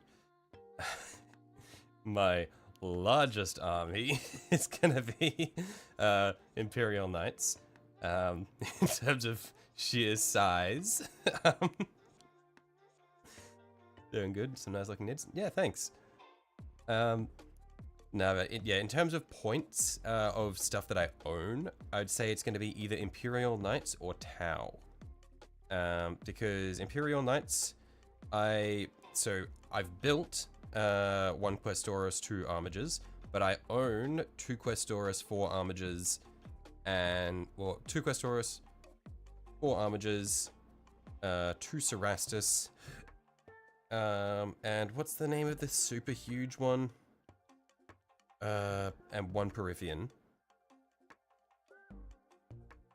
Then we go over to my Tau. I have Stealth Suit Squad, 3 Broadsides, 2 Riptides, 2 Commanders,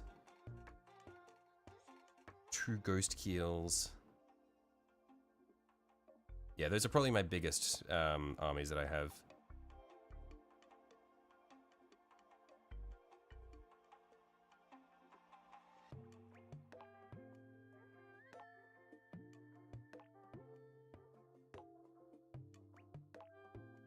But then also my Tyranids probably come in pretty close as well. Arcastus class knight? Yes. The Arcastus Periphean is what I have. Not a legitimate one, because fuck me, that was expensive. I could buy a 3D printer for cheaper than I could buy the Arcastus Periphean, and that's what I did. So I printed him out. Because I did not feel like getting scammed by GW.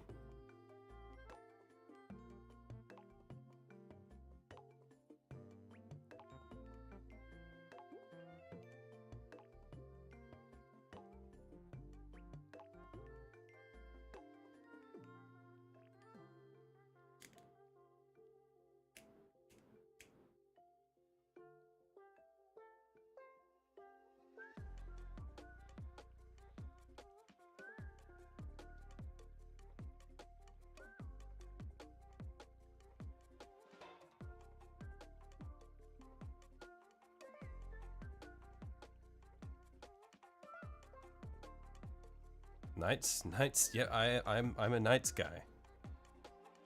They're just quite cool. In fact, yeah. Whoa, we would never use illegitimate Warhammer sites like war table games in order to play less. That's bad. We should never do this. True. I fully support Games Workshop in their pursuits to reduce the illegal and immoral replication of their miniatures. The rights to the production of all Warhammer-esque things should solely belong to Games Workshop, and they should be free to charge as much as they please.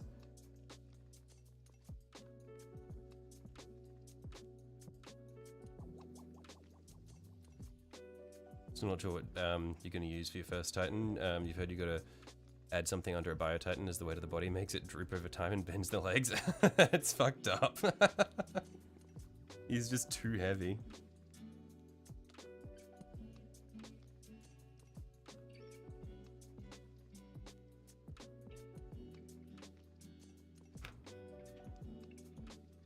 First army was Guard, then Admech, so not precisely the best armies to start with, so you pick Knights as a third, so many Knights. Yeah, Guard and Admech as starter armies seems like a fucked up experience for your wallet.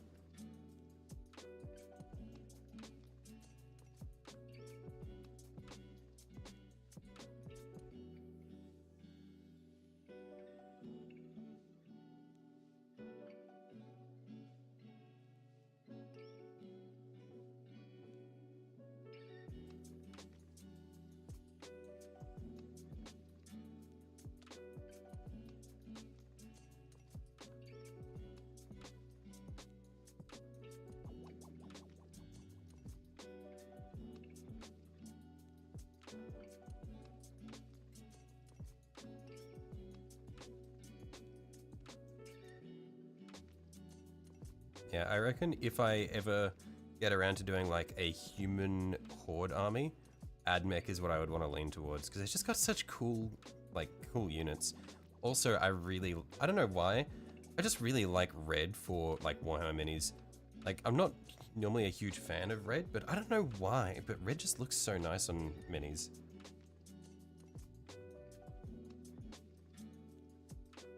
Ow! Ow! Fuck! Ow! Spikes on this guy. Do not fuck around. I'm just trying to pinch this down so that this seals here. So many Scutari and the Taraxi, oh boy. Yeah, and they are not cheap from what I have heard as well.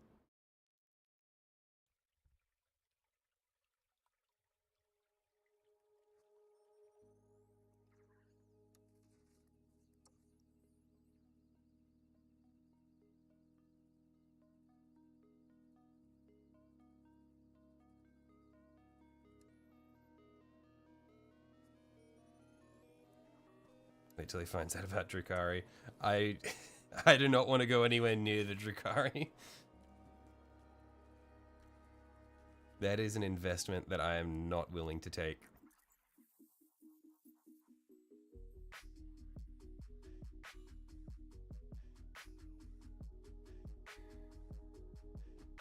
Okay, so, leg. We need parts 32, 33. Hang on, so we're gonna need... what is this direction here? Yeah, I'm gonna zoom this out. Is the way they've structured this page is like, okay, so we gotta go here.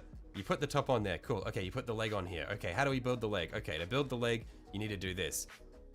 You get 32 and 33, put them on this. How do you do this? Okay, you go to this speech bubble over here. So it's like it's like speech bubbles pointing to speech bubbles pointing to the thing.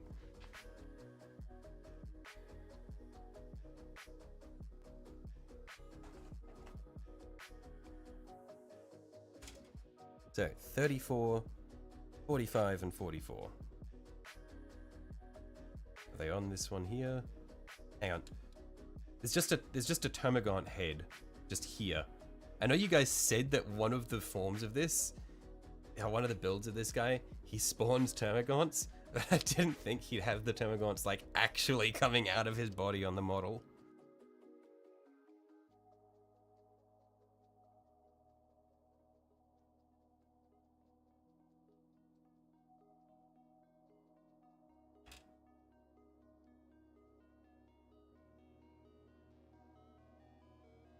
But they're the nicest elves in the galaxy.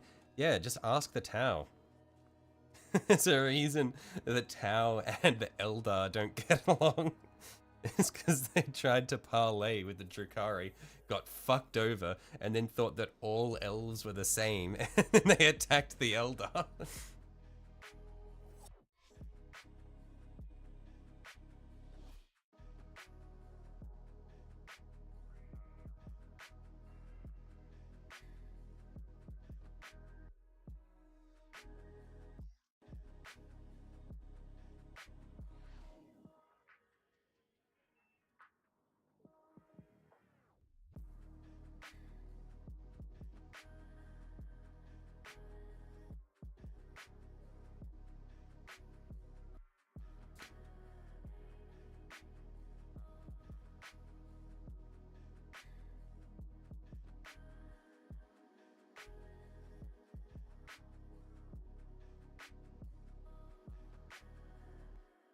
Or Tau, they're just trying their best.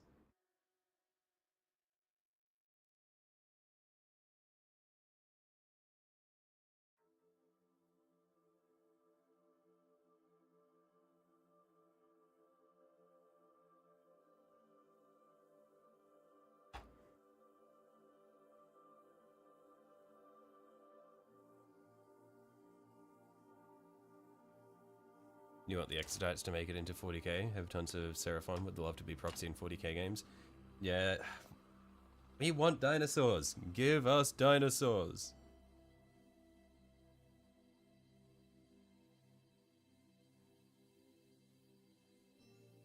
It's got me looking for tiny little claws like these, but it's none of these ones here. And I don't know which sheet they're on.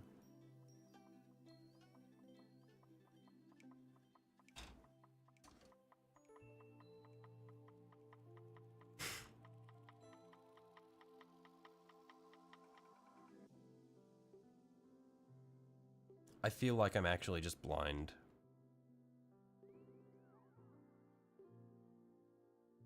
Oh, there they are. Found them.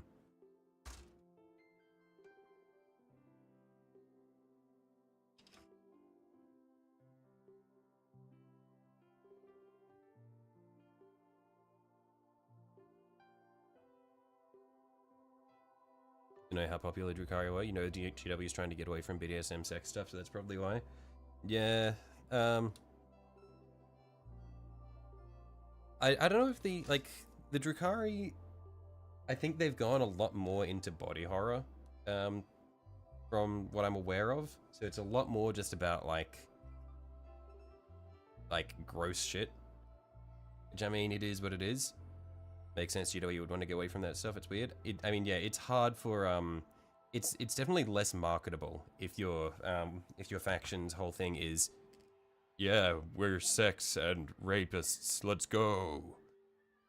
Yeah, it makes it a little bit harder to market yourself.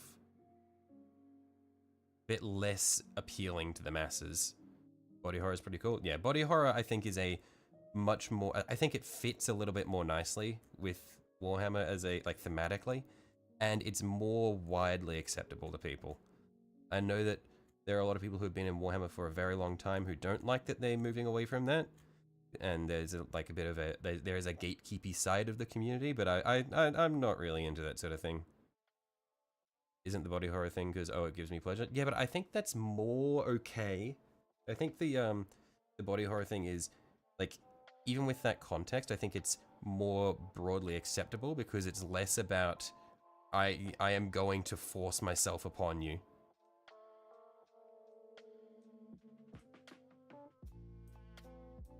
Or funny like Skaven, yes, yes, more Skaven always good. Hey, we love Skaven. These guys just live underneath my monitor. I don't even, I don't build fantasy, but the second the Skaventide box dropped, I was like, I'm buying this. It's kind of the point, you're not supposed to be into rape. Isn't that why they're the bad guys? Oh, yeah, no, I understand the point. But you're also not supposed to be into someone replacing your arms with, like, feet.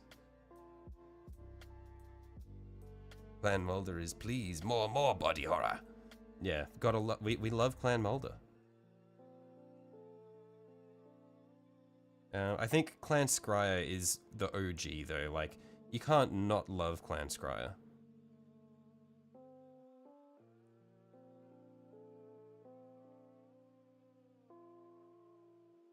And yeah, I think a lot of the, like, it's not like they wrote out the, like, all the sexual themes of, feet. What is this?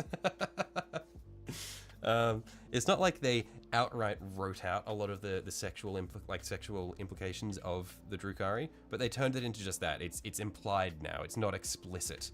Like, we all know it happens, but they don't outright say it every, like, 10 seconds now.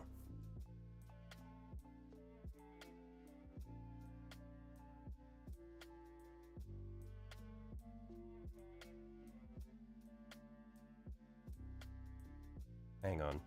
I feel like I've lost a piece. Oh no, here it is. It is just below my line of sight. That's what you mean. It's kind of dumb to move away from a product line because people think rape is weird. I think it's I don't think it's necessarily dumb to do that. At the end of the day, they're a business and they want to reach a broader audience. And I think for the purpose of reaching a broader audience as well, like, I think it's if more people can enjoy Warhammer because certain themes aren't presented as strongly anymore, then I think that's always good. Because I would rather play Warhammer with more people than less people. I think it's nice being able to talk to people about stuff. And it's not like they've completely erased the whole rape thing with the Drukhari either. We all know that they rape people, and we all know it's fucked up, but it's just not front and center in their very design anymore. You gotta give Age of Sigmar demons more models so you can use them in 40k, mainly Khorne demons. Is there a Scarbrand demon? Is he just an alternate build of like a Bloodthirster? Or no? Because I know that the, for example, the Lord of Change alternate build is Kairos.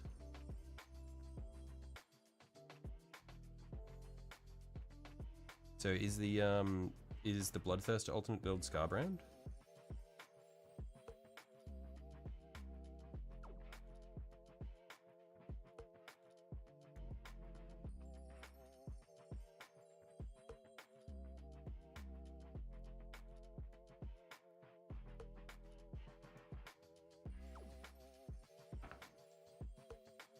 The Greater Demons have alternate builds for named characters, right? Okay, so that's the way it is for all of them, which you think is a great idea. But to be honest, yeah, no, I think it's good as well.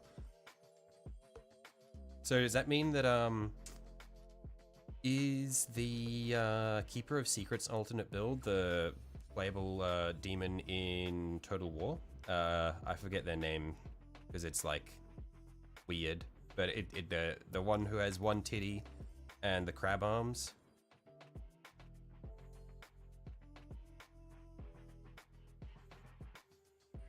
She had feets, feet with fingers that turn into feets, with fingers that turn into feet, dividing down and down towards a madness-inducing fractal infinity, like a Euclidean void of topological death. What is going on here?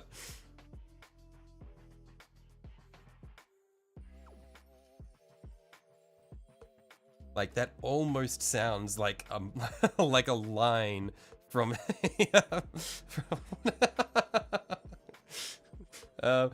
almost sounds like, what is going on here? It almost sounds like a line from a Clan Mulder book.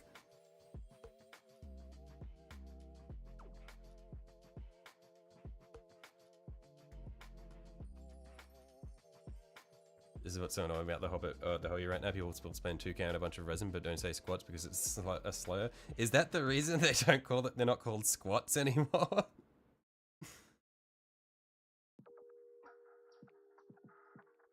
I mean, I think having the race officially called squats would be a little bit just weird, because it's just like they would have something that they call themselves. It's like how the like, we don't call the Drukhari the Dark Eldar, we call them the Drukhari because like that's what they call themselves. In the same way, it's like we wouldn't call the now that the Votan are a real thing, we call them the Leagues of Votan because that's what they go by. That's their real name. I wouldn't think of squat as a slur. It's just a bad name for a faction. Skaven Sister of Battle, what is happening?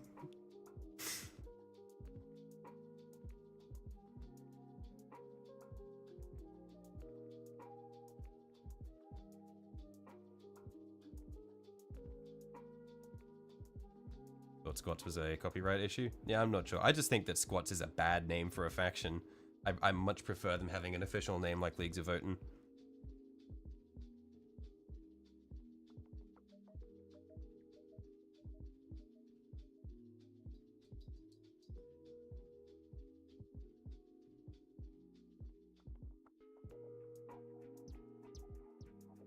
He'd use the hard R when referring to those squatters.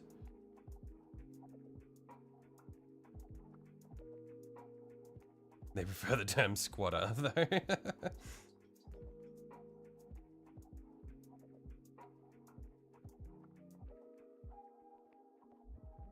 There's a few more mold lines on this piece.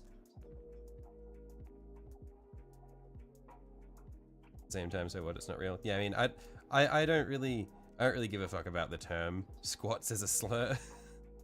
I think that if we're getting upset about a slur for dwarves, something like for fantasy dwarves, mind you, not little people, not Peter Dinklages, but like fantasy dwarves, if we're getting upset about slurs for them, then something's wrong.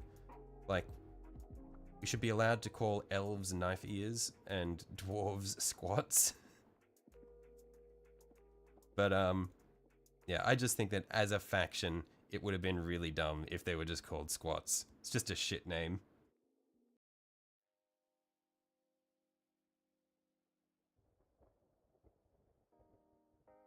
Oh, how long before Monkai is banned? Indeed, how long before they ban Monkai? No, but hang on. The elves are a minority, so they can't be racist. They're allowed to call people Monkai.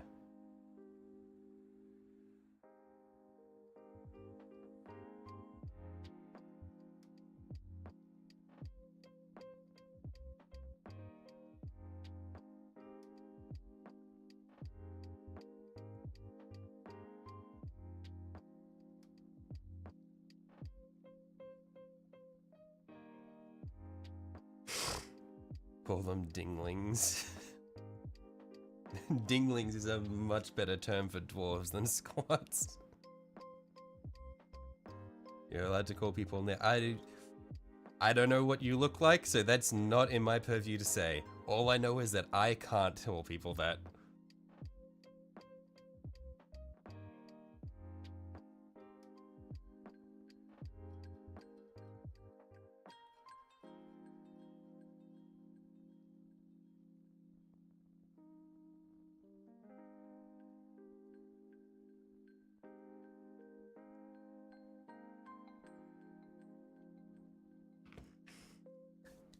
You don't have Tyranids yet, but you did help a friend assemble and paint his army. Quite the nice and relaxing experience. Did like 60 couriers before. Yeah, no, Tyranids are my relaxation army. Because it's just like low pressure. They're just like, you don't need to paint them super cleanly. The shapes are all nice and organic. So it's just like, it's just chill. It's just really nice to kick back and relax because a lot of my other shit, like doing my fucking knights, like painting this shit was a nightmare. No pun intended, but I'll take it. Painting this fucking sucked. It was really fun, but holy fuck, this was tedious. But Tyranids are just fun. Like, you just throw paint on them and chill, and it's so good.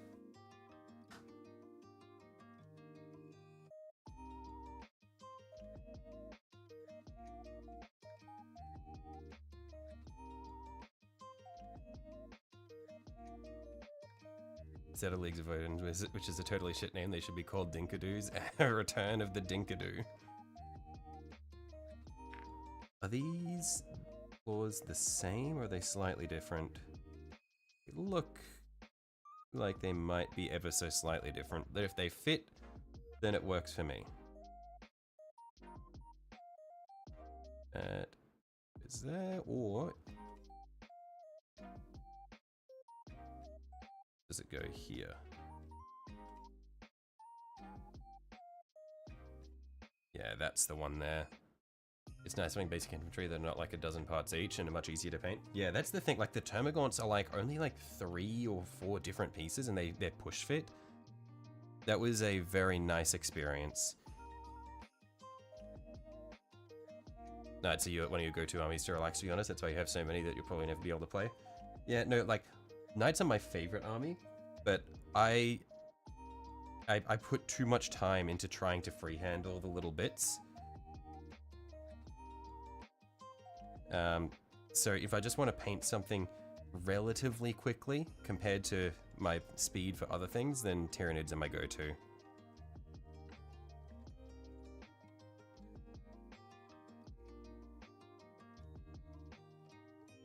Tell me what the fuck you ever do with 3 Dominus. What would the point value of that even come to? Would that 3 Dominus, would that be like 700, 800 points? Knights no freehand are really nice and easy to paint. Yeah, but I love the freehand. I love doing the heraldry. That's the best part.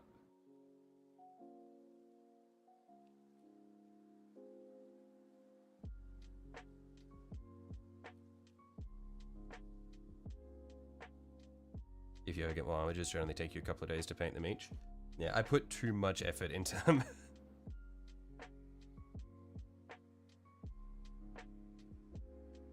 Early in 10th, you did use 3 tyrants. Flamer variations, it was fun while it lasted. 1440 points for 3 Dominus. Holy shit. Okay. They're worth a little bit more than I thought. And if you had to run that in like a 1500 point game, that would be fucking useless, I imagine. Just 0 board control. I have 3 men here.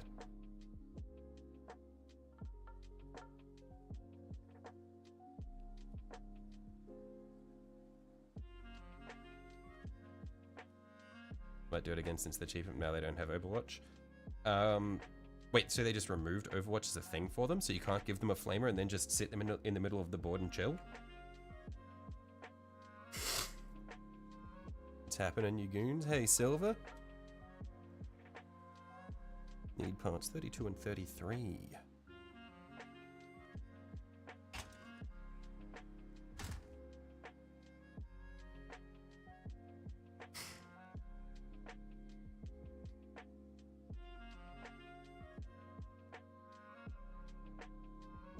Can't Overwatch with Titanics. Oh, that's sad.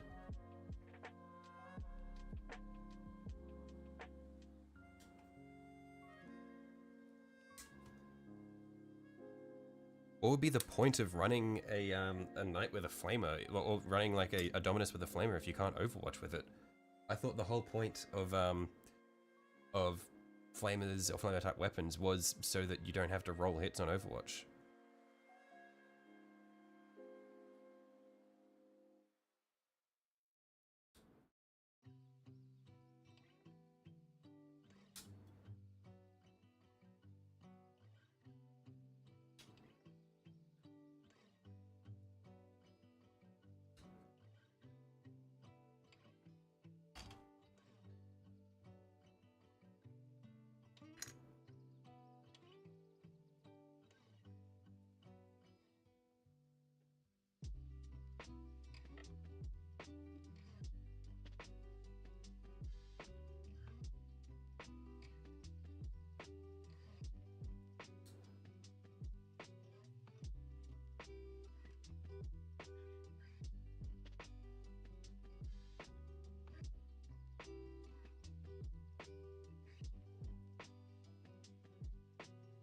3 Knight Tyrant with Flamers, 3 War Dog Carnivores, 2 Nurglings, 1 Beast of Nurgle as your proposed army now. Might try it next week. Oh, fuck!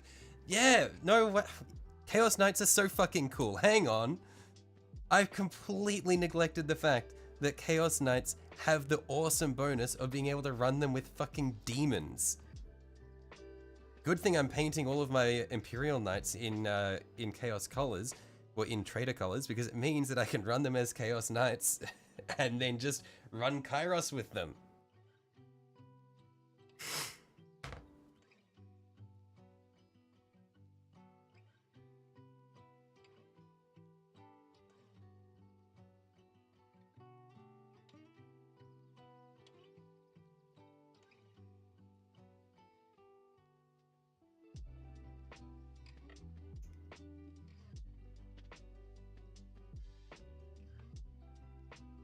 You run 3 Abominants with supporting War Dogs and Demonettes.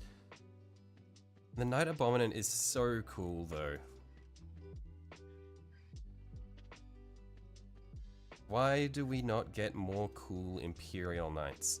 Why is the new Imperial Knight that we get just a Questoris with a shield?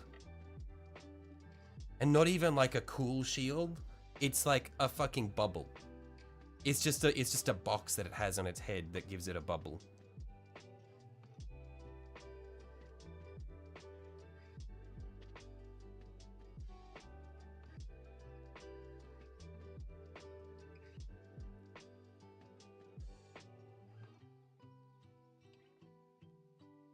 Yo, hello, Chance.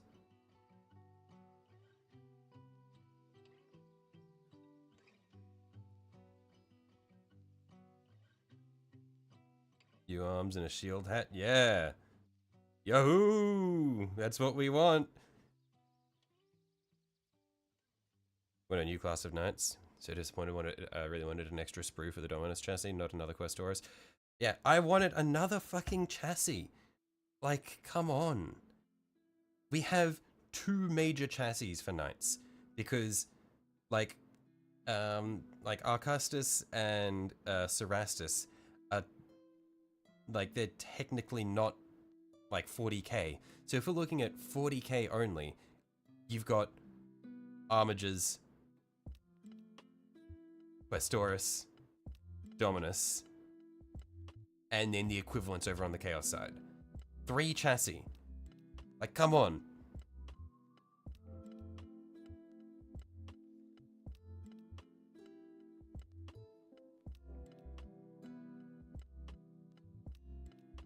But unfortunately, we Knights players are oppressed.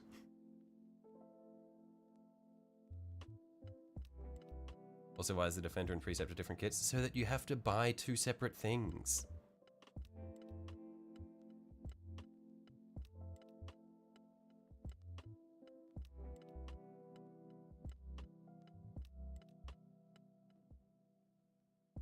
Just want Mechanicus to have more robots. Yeah, AdMech robots are so cool. That's like, I said this just before, but if I ever do like a full rank and file army, AdMech would be one that I would be leaning towards. Because if I do end up having a proper Tyranid army, I want to avoid at all costs having it be based around 10,000 Termagants. I want it to be as many monsters as possible.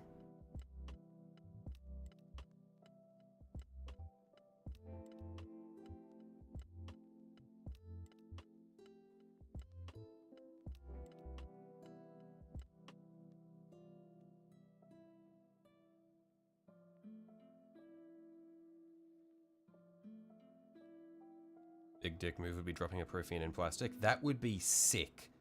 That would actually be awesome. But they'll never do it.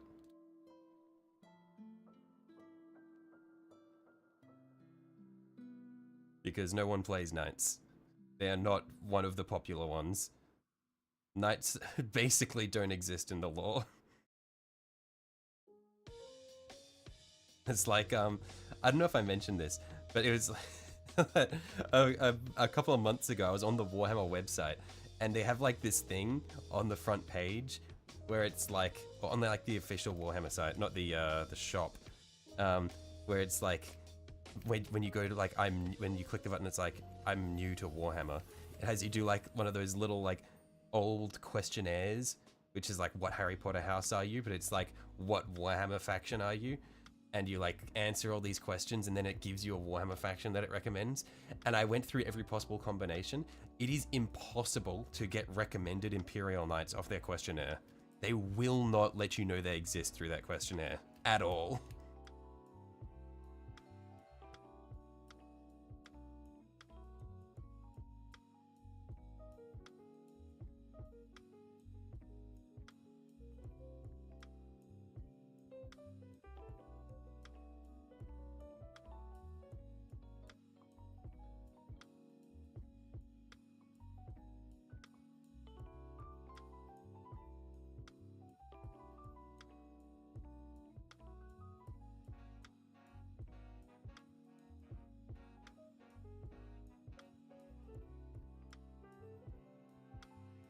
Like how they had a robot design for the Thousand Suns, and instead of making them look a bit more dusty or something, they make an entirely new model that looks pretty boring and stiff.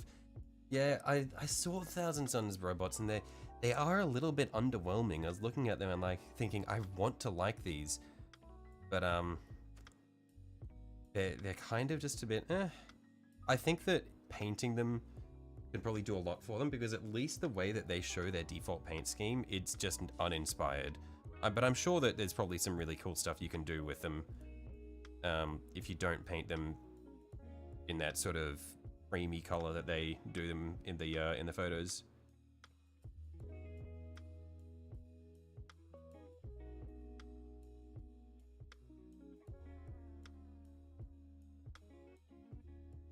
Look at the 30k Thousand Suns robots, they're really cool. I haven't actually seen them. Yeah, hang on.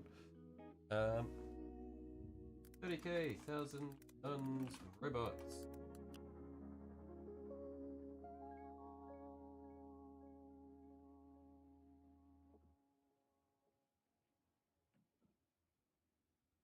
Are they the Castellex Accio Automata? Yeah, holy shit, that's so cool. What? What?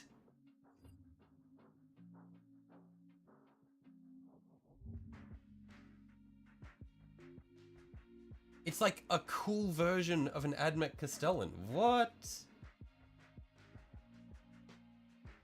And now the new Thousand Sun ones are just like these tall dudes.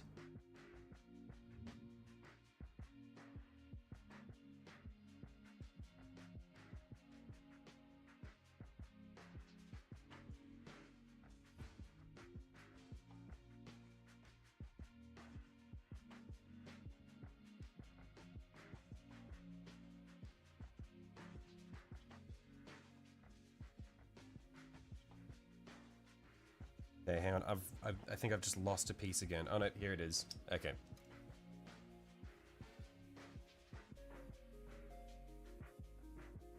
And so that goes there, and then that goes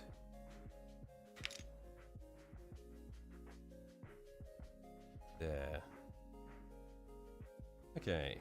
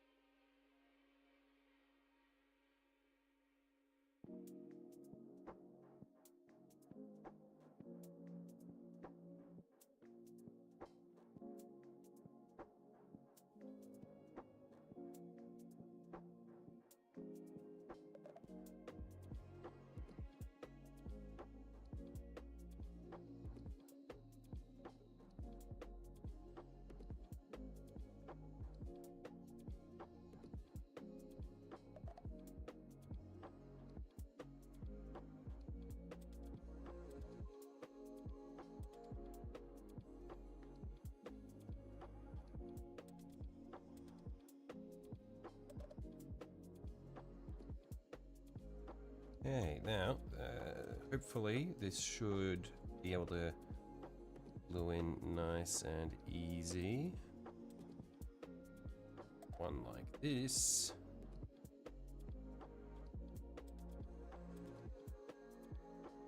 And like that.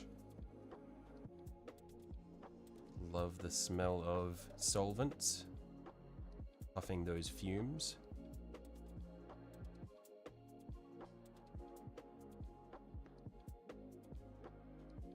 So depressed to see all the good stuff AdMech got for Horus Heresy, because you know they'll never get it in 40k. Yep, it's sad. It's like me seeing the the old night patterns and just praying that they will get updated for 40k. Well, not necessarily updated, but get new, like get alternate versions of them, or just get brought forward to 40k. Get new models that support 40k, but nah. GW are allergic to fun. Can't recommend Clair Obscure enough. Such a great game. Yeah, I know next to nothing about it, but yeah, I've heard that it is very, very good.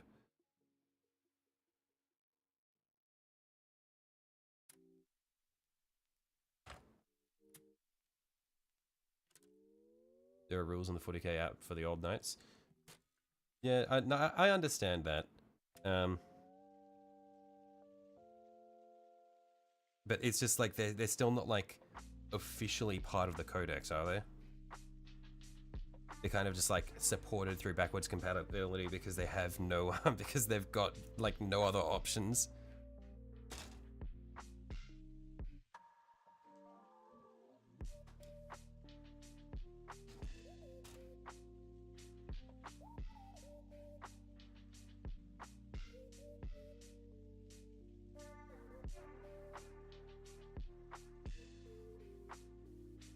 Atropos in plastic will be cool. Is the Atropos the really cool Armiger variant? The one with the claw?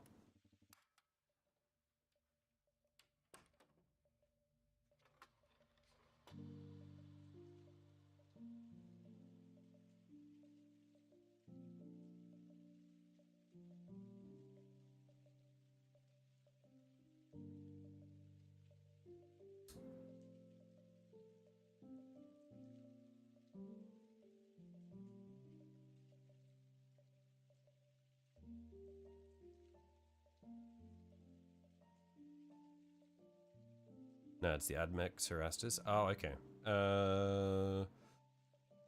Can't think of it off the top of my head.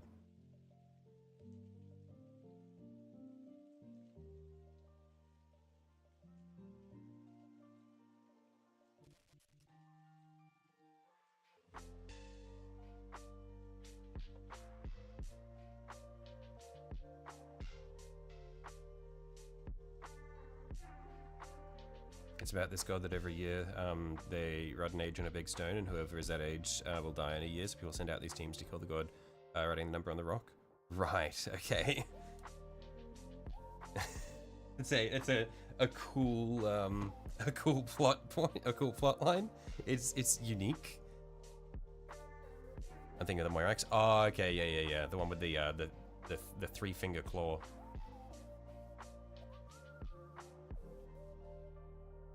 Yeah, I'm gonna quickly look at what the Atropos looks like. Rastus Atropos. Oh, okay, yeah. No, yeah, that one is very cool. I like that one.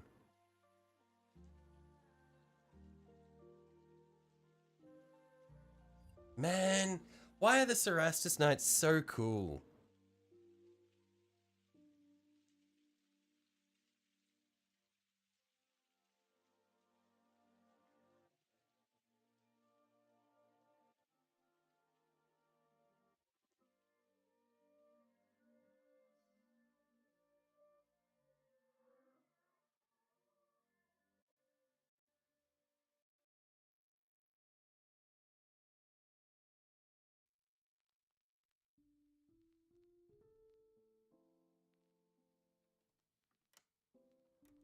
You never used to like Cerastus? Really? But they've grown on you?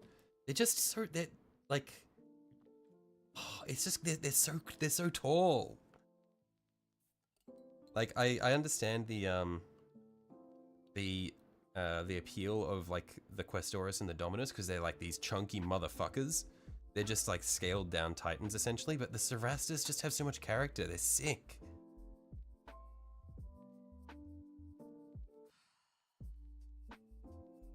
You love them? You have 2 Cerastus? Yeah, I really want to get around to my Cerastus. Because I've got the Lancer and the Acheron. I think between the two, I much prefer the Acheron. The Lancer is a little goofy.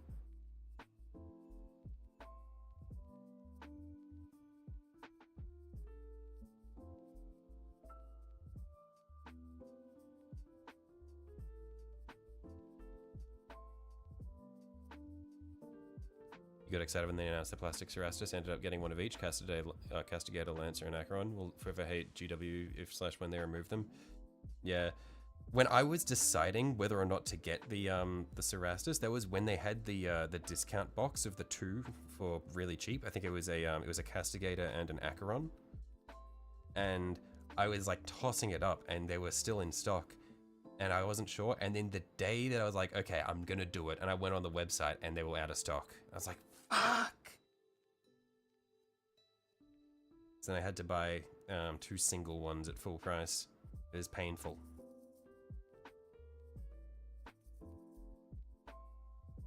Put a comparison pic in the minis channel for a few that you're working on. I'll have a quick look.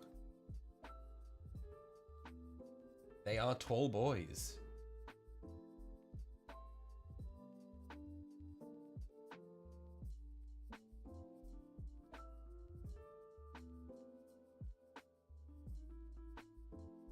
Two for 1 box was super cheap. Oh, I know. I know because I didn't end up getting it.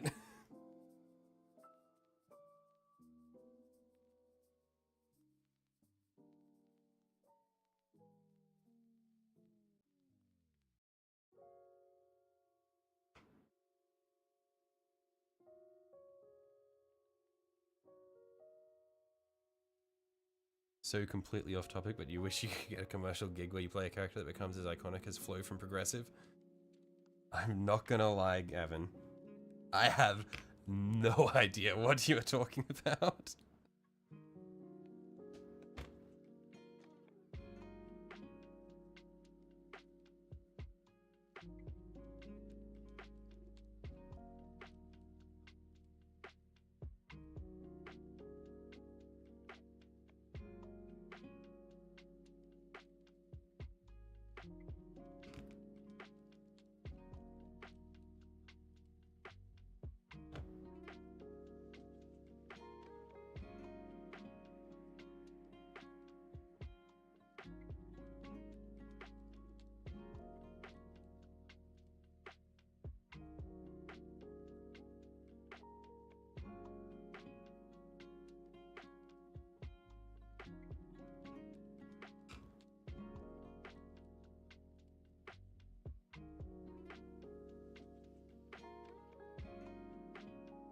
Nice, not having that, or not having that many armies, so when something new comes out, the ones you do have, you can actually get something.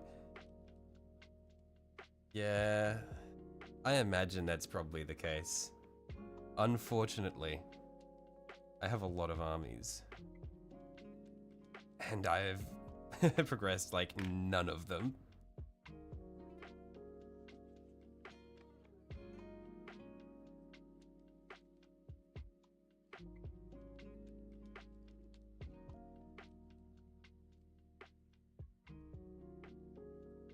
Progressive is an insurance company. They have commercials with a character named Flo that they've put out for something like 20 years now. Right. Well, I'm not surprised I don't know this one. Because because that would be, like, specifically a bit of American TV culture as well. Ain't it pregnant? Not sure how we go about that one, Flack. Actually, Flack, I know exactly how we'd go about that one, and it would involve building the version where it where it shits out termagants. That would literally be the pregnant version of this. This one has a pregnant variant. But no, I will not be doing the pregnant variant of this one.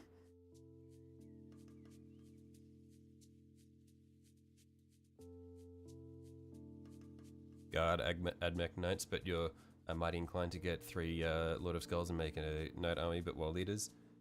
I mean, that's like... Yeah, oh, someone was actually talking about this last week, I think, because the Lords of Skulls are somewhat comparable in size to some of the Knights. So they're just a little bit smaller, so you can give them a taller base. Tervagon, my beloved. Yep.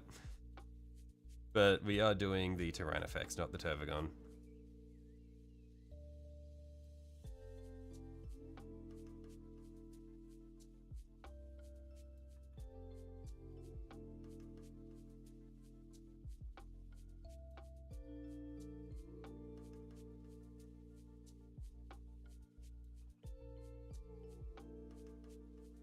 Okay, next part I need, parts 35 and 36. They're big enough? Right, okay.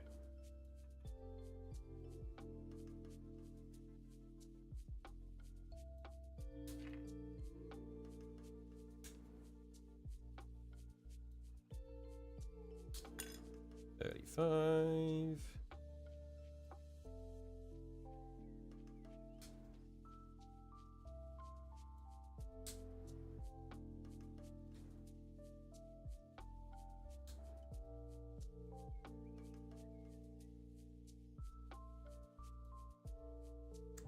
What did I not cut? Oh, I got it all. Yeah.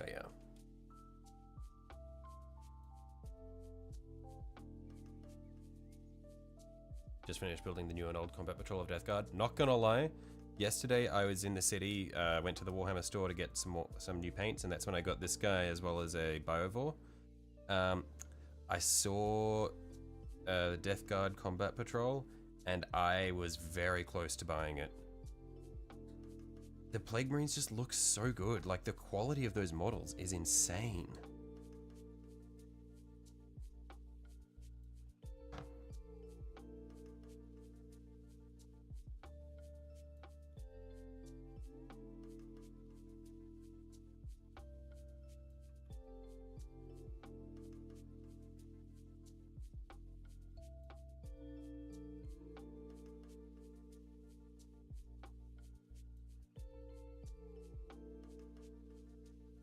Three Lords of Skulls, 1 Gormonger, 3 Jackals, Demon Prince, just 1995 points, right? I mean, that is using up all of the points available in a 2K list. Your Combat Patrol is so good. They look really nice, and that's my main motivation when I get any mini is, does it look cool? Yes, I am buying it. How much is it in Monopoly money? You use Freedom Dollars? I don't remember. I'll have a look. A Warhammer Death Guard Combat Patrol. It looks like... Holy shit. Holy shit. Okay, that for a second that was not looking right. Yeah, it looks like the Warhammer price for it is 280 Monopoly dollars. A lot of the local game stores are running it at 220.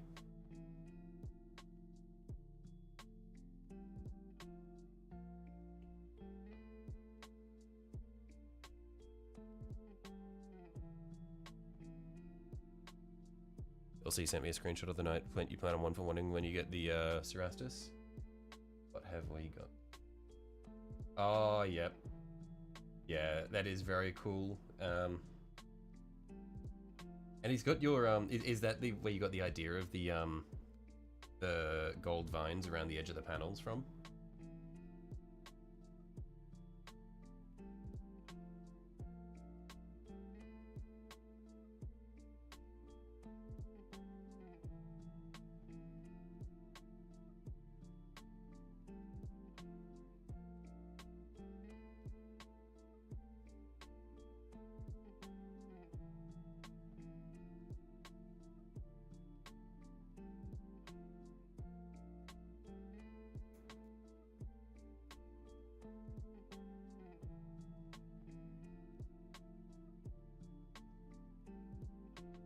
gold vines seem to only be used for prestigious figures in the in-house or like. Right, okay.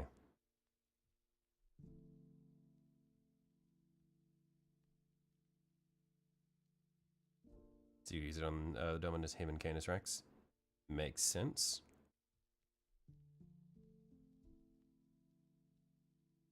Yeah, you have much more of an idea of what you want to do with your knights than I do.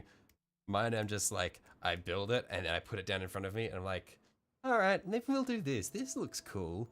Oh, but I think, what if we do this like this? Oh, okay, the base was going to be volcanic, but maybe we go snow instead. I just fuck around until I'm happy.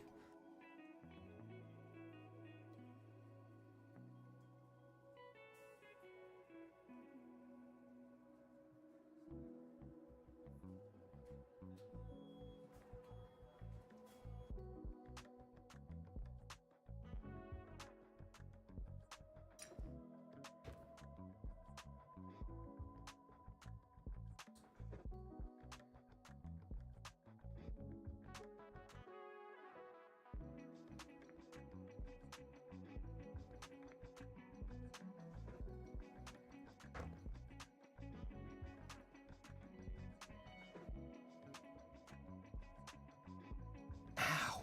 Spiked my fingers again. This mini does not fuck around.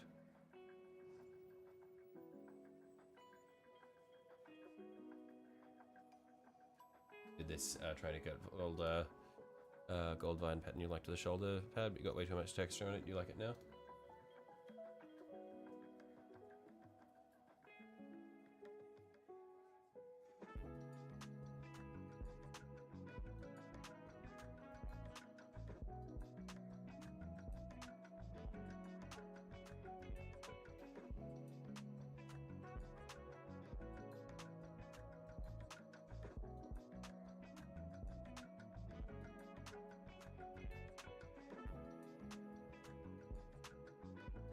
Yeah, I mean, you did really well with the, sorry, I went quiet for a second there. I was focused on trying to get rid of this little sprue here. No, yeah, you did so well with the vine pattern on your Dominus. Just like, it's so clean and even as well. Like, I struggle so much with my freehanding for, like, smooth, round lines like that. Especially when they're so thin.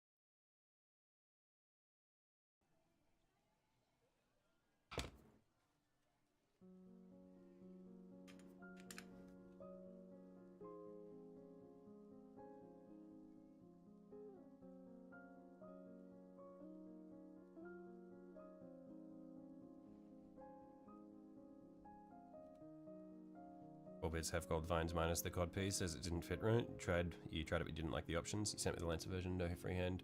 On it will do plenty of glazing. Yeah, I saw the Lancer version as well, yeah.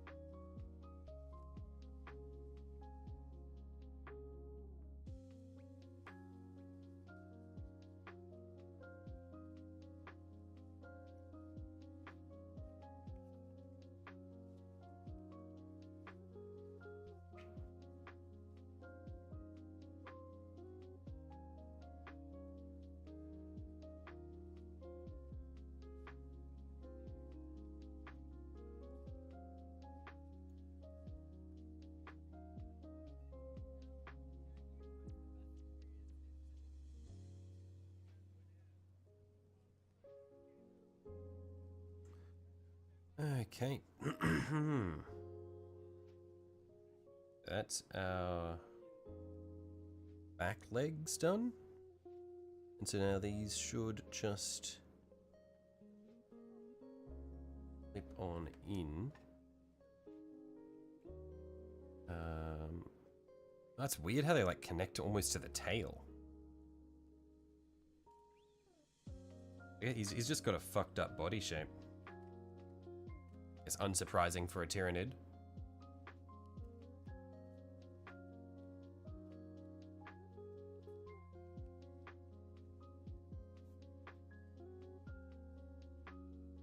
Red-winged sword on the shoulder pad and the golden eagle wings on...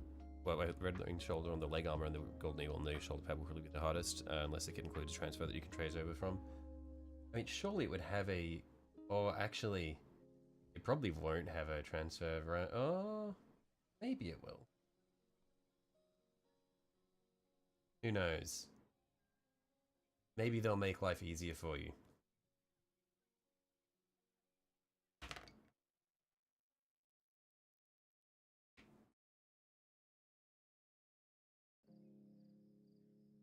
Okay, so now we've gotten to the parts of the optional build. So we're doing the Tyrannofex versions.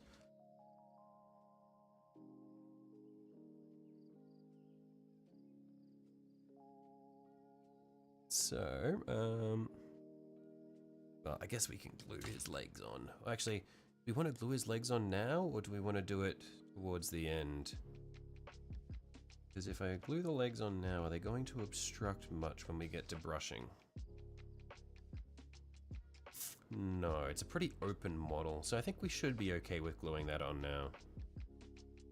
Yeah, it's not going to block my brush from the looks of it. Although, before I do that, I might just see if I can smooth this over, that I don't have to worry about that at all, because this is a bit of a gross seam. Let's just see if we can...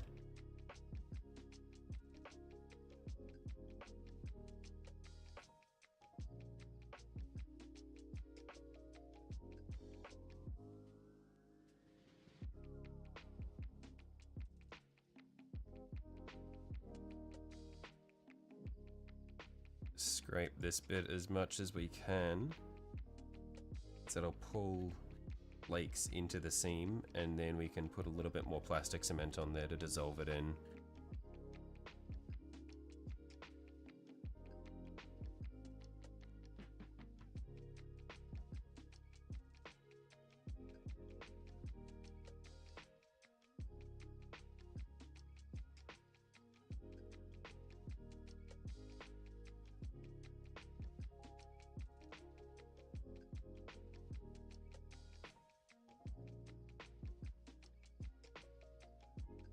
Probably would have been easier if I just sanded it, but well, it is what it is.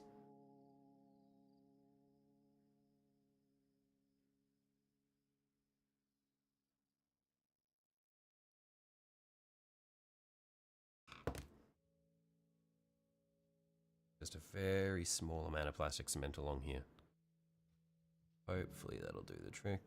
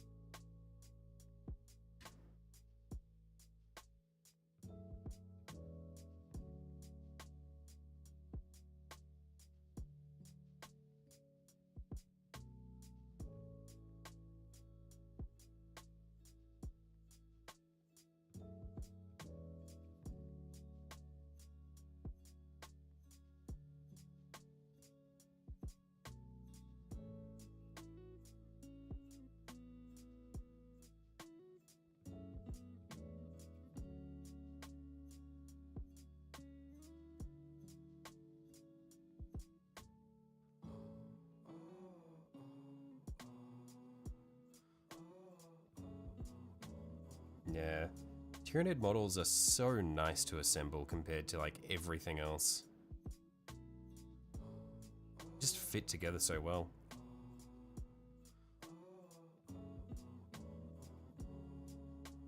Especially after that nightmare of a Tau Riptide suit. That thing was horrible.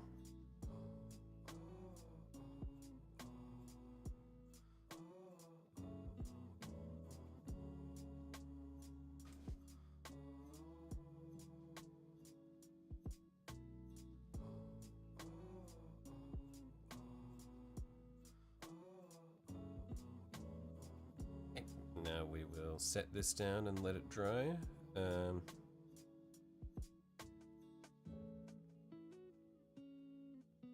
Next part is going to be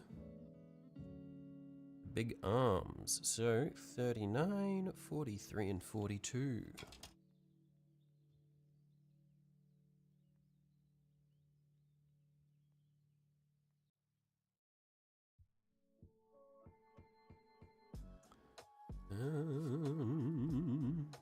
There we are. Oh shit.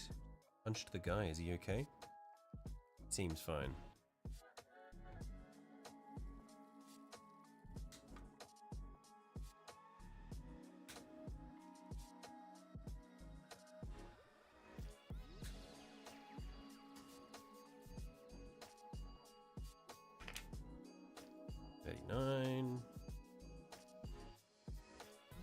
I think 42 and 43 are going to be over here on the little one.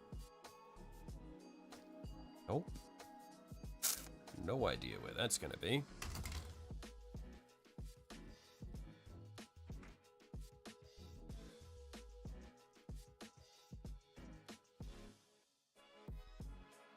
Be somewhere on this big sheet here, I imagine.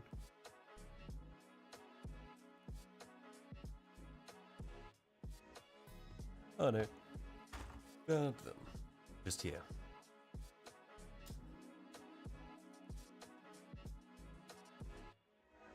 Where did that go?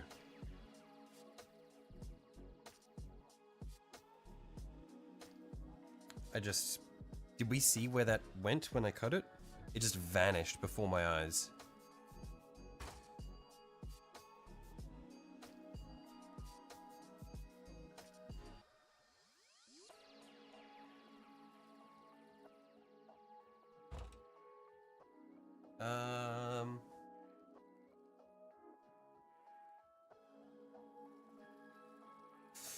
That's awkward.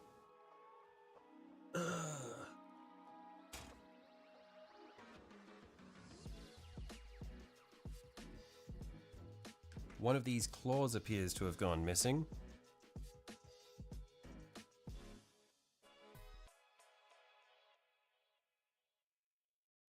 We got one claw. I'm going to put it over there where I know where it is.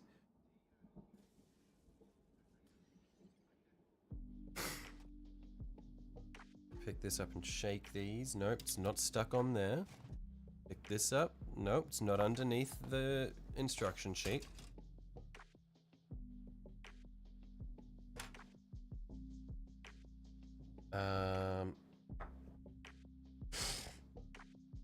It might be mixed in with all these bits of plastic. Doesn't look like it is. I don't think it flew off my desk. I feel like I would have noticed that.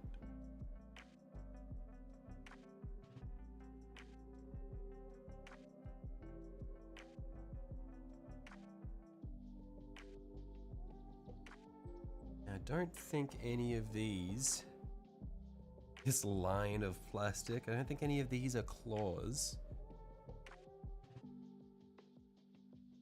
And that's definitely not a claw. Yeah, it's none of those.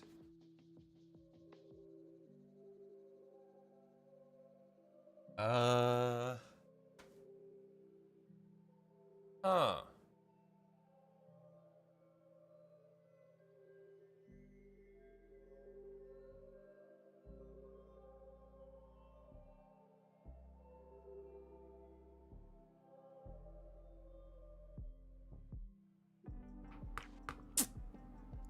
That is very awkward.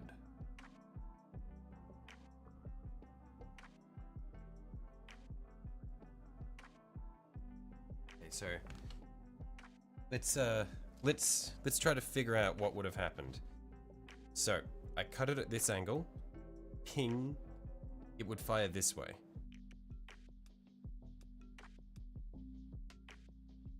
Let's test this. If I cut this, it just drops straight down. Let's try this again. Cut this. Goes that way. The only place that it could be on the floor underneath me. Got it. We're safe.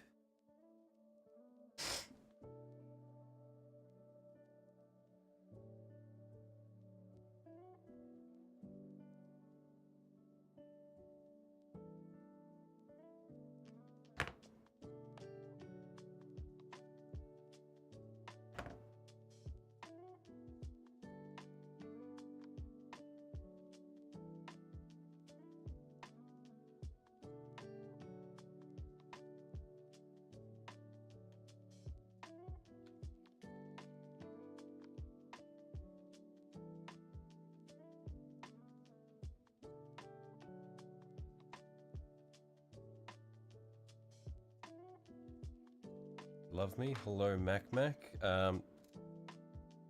Thanks. I appreciate you.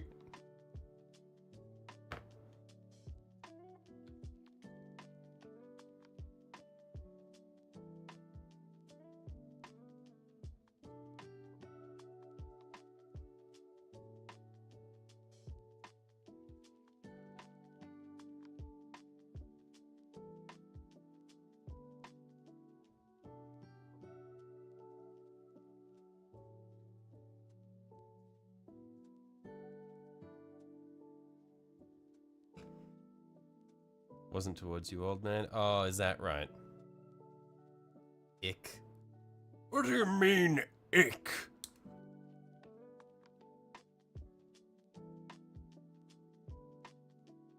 To whomst was the love directed, Mac?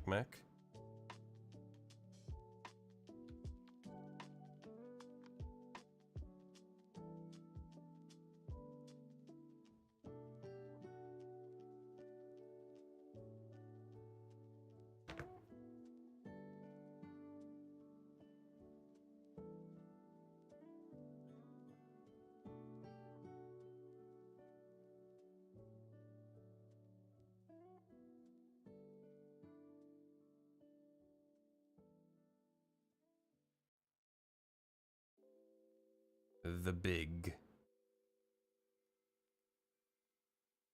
was directed to The Big. Okay.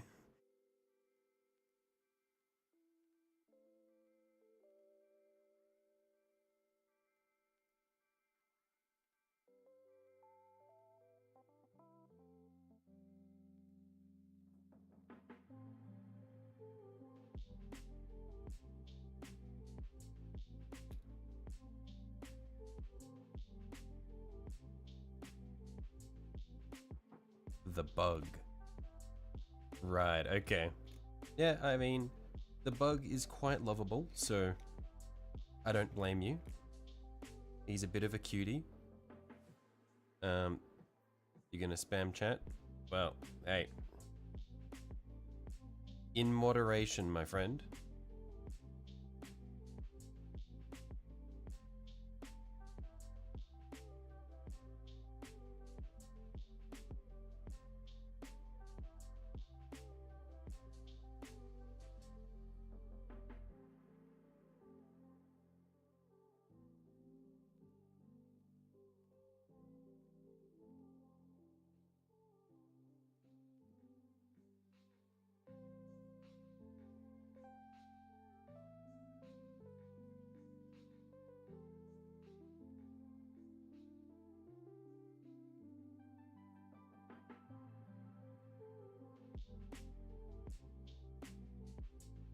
Mac wants a spanking. Chill, Bob.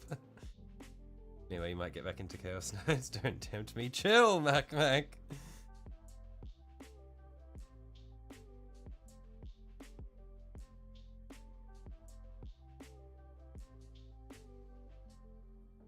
But yeah, Chaos Knights have got some very cool models, so I don't blame you.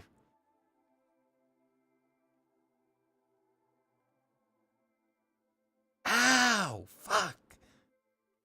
Why is this so sharp?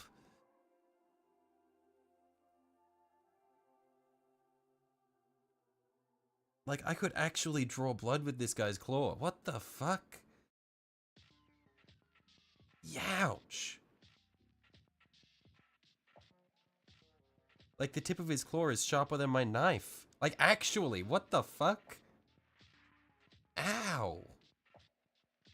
Ow!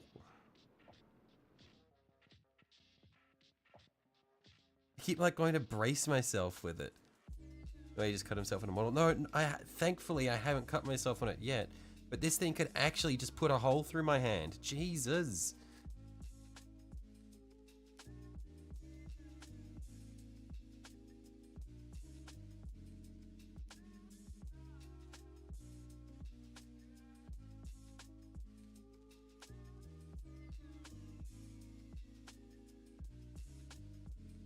In the tradition of the old metal demon prince. Was the old metal demon prince a weapon?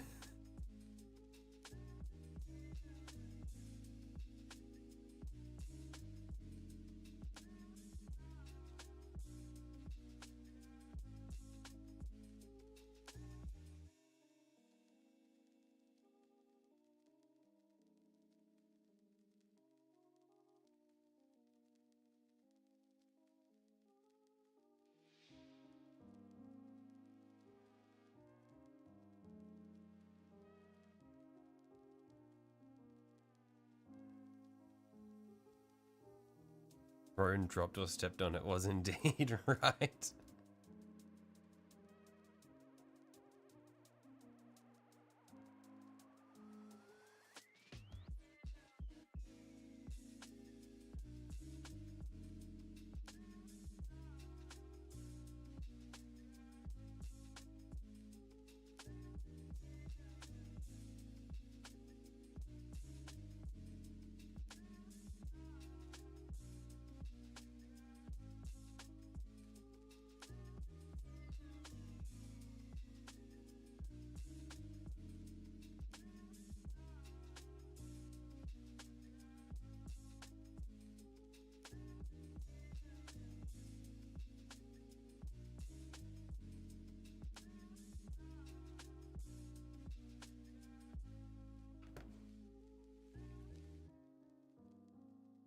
Okay, should be able to just put these little claws on now.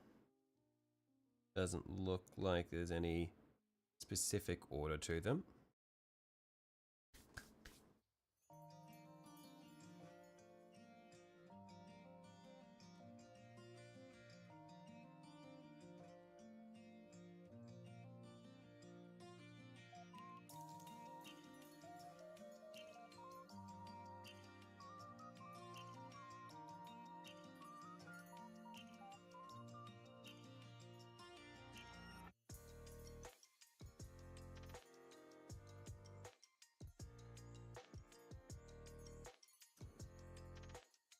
Although, hang on, this one might actually fit better like that. Yeah, that's how it wants to go in.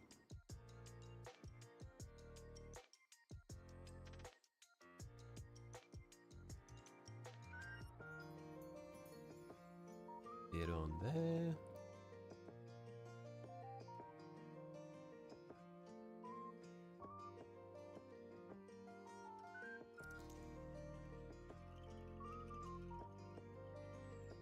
Awesome.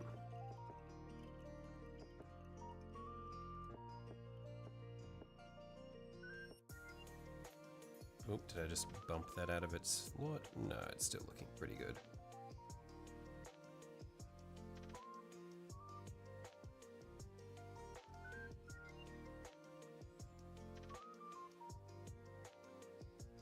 Okay, so that attaches to the main dude. That one's going to be his middle right arm.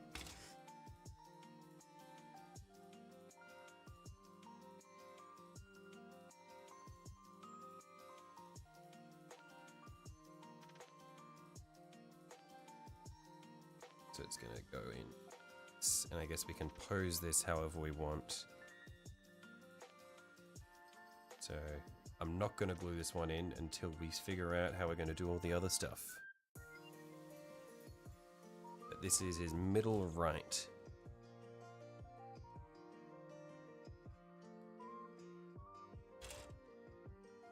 Looks like it might be used as a support. Oh yeah, it is. It's not going to be up, although we could have it up. It's probably going to be to support. We'll hold off on attaching it though for the time being. Middle right.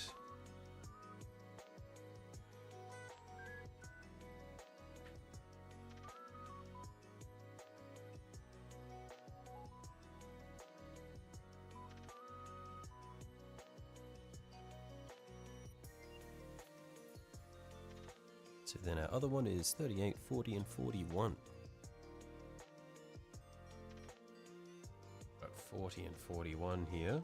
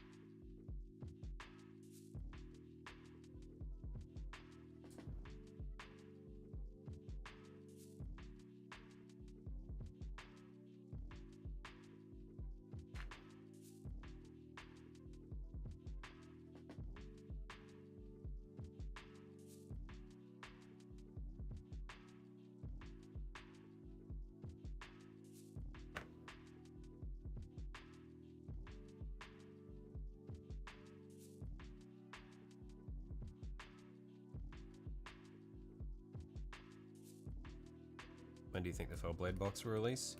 I have no idea. Yeah, I do not keep track of the GW release schedules. The minis come out when the minis will come out.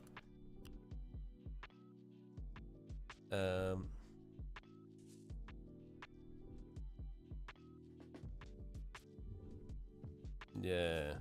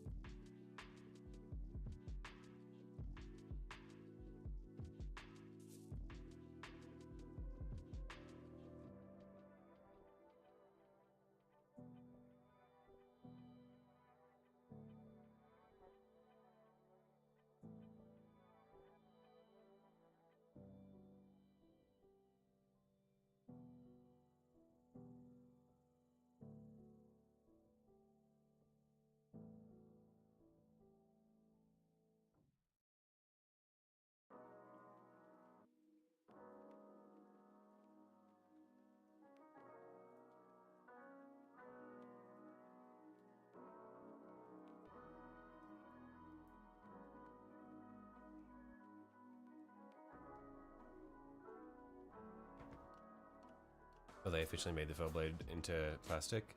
Yeah, I mean, thankfully, well, not thankfully, but yeah, I've never really collected a lot of the, in fact, not a lot of, I haven't collected any Imperial Guard.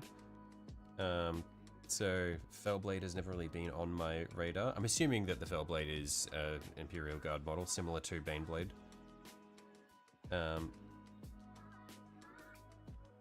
Yeah, so it's never really been on my radar.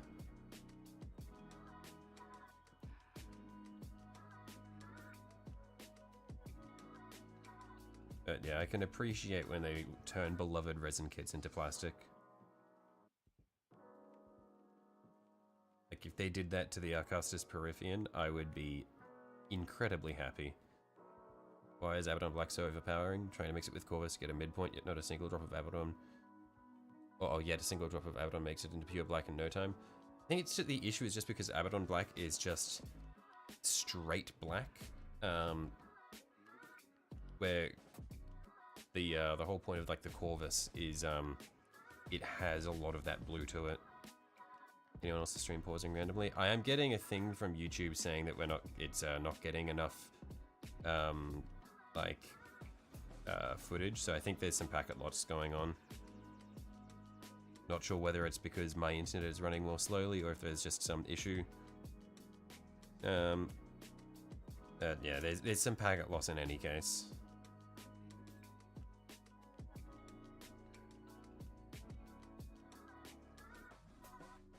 It's a Space Marine tank. Okay, so it's the Space Marines version of the Baneblade.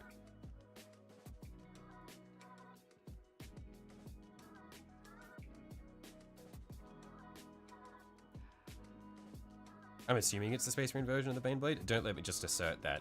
I know nothing.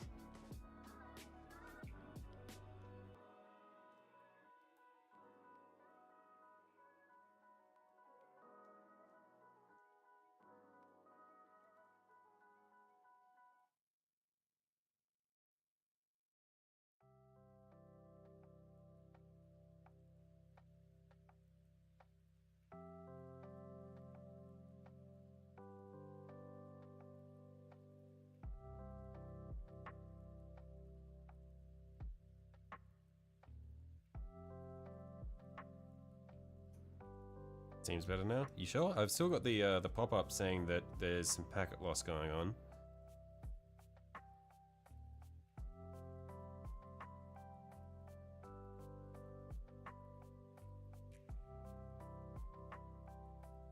I know there was a patch where it disappeared with about 30 seconds ago, but it's back in any case.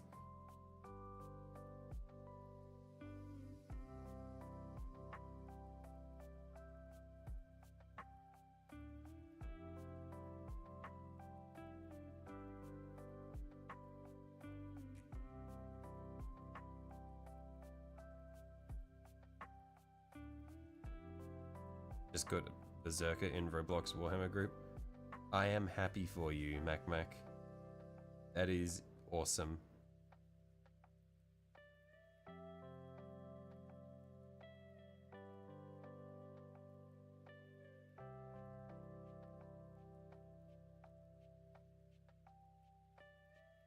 Ow! Motherfucker, this one's sharp too.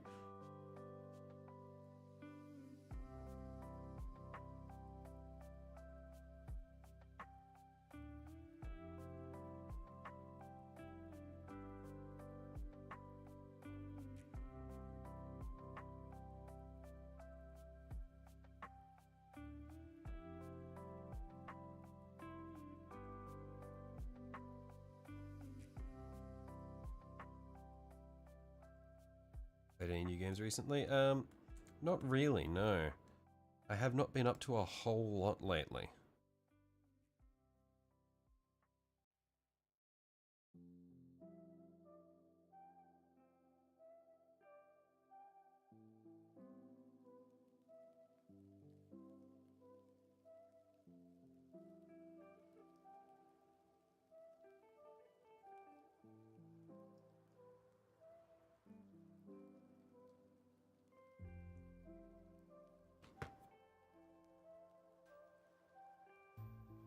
Check memes.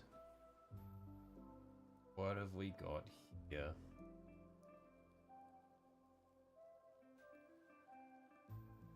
Rolling a chainsaw down to a metal pole.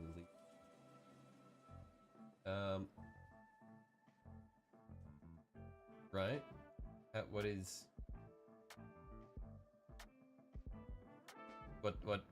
What is the implication here? Which part of this is a meme?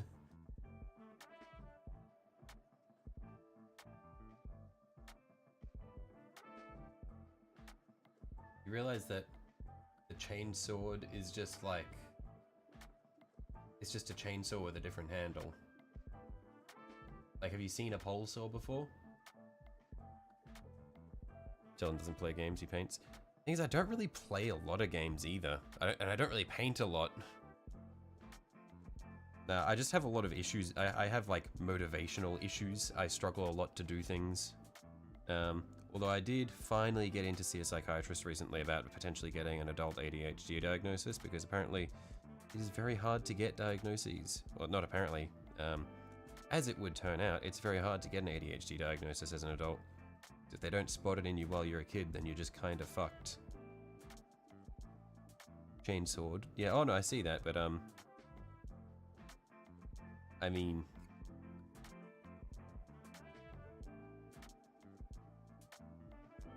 would just be quite unsafe.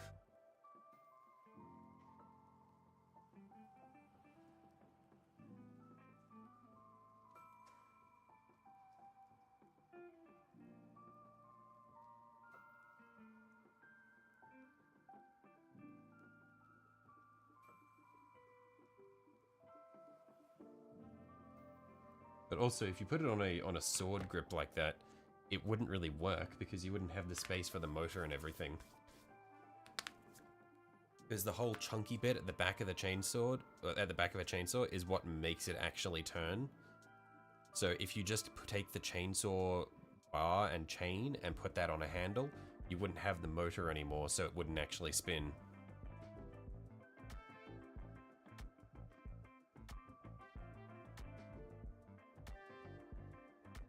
Gonna use a chainsaw at the next Warhammer LARP. Immediately going to go to prison for manslaughter. Motor is in the handle. That'd be a very small motor though. You wouldn't be able to cut much.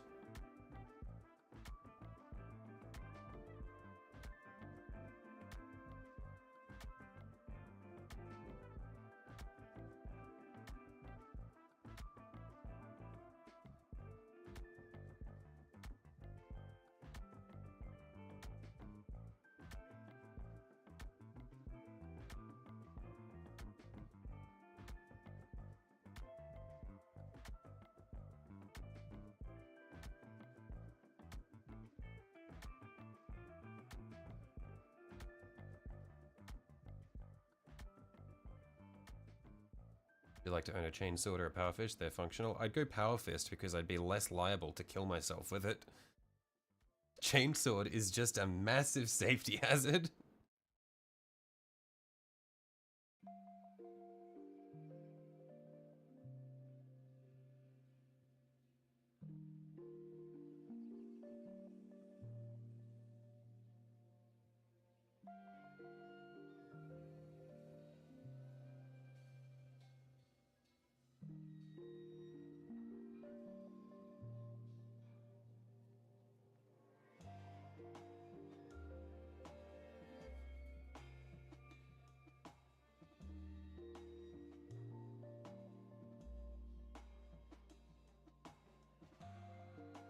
Everyone wants to be a Jedi until the real lightsabers show up.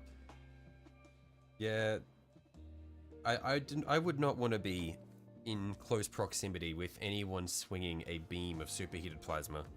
That seems like it would be a very not fun time.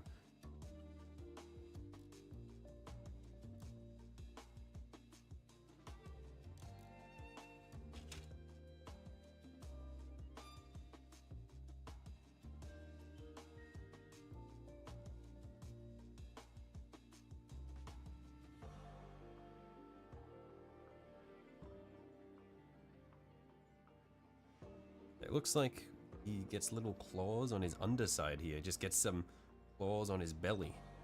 I don't know what the purpose of these claws is going to be, or these claws are going to be, but he gets some claws on his belly. So, we'll need parts 53, or 48, 49, and 53 for the left-hand side.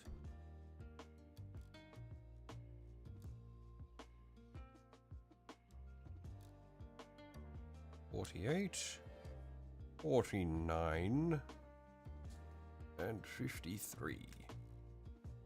I did not track the order that I just cut those in. And I lost one. Well done, me. I believe it'll go 48, then 49, and then 53, like that.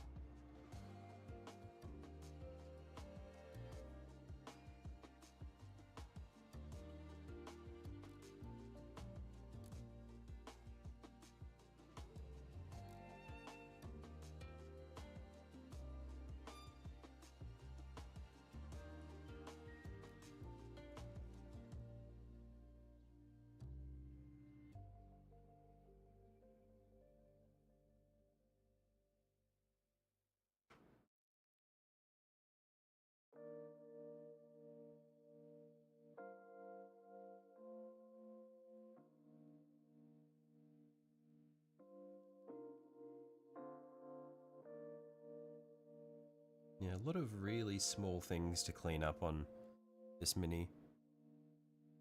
Because all these tiny little claws are bundled separately from each other. So they've all got sprues on the flat part of the claw as well, rather than they could have put the sprue on the bit where the claw joins. No, it's got to be on the nice smooth section.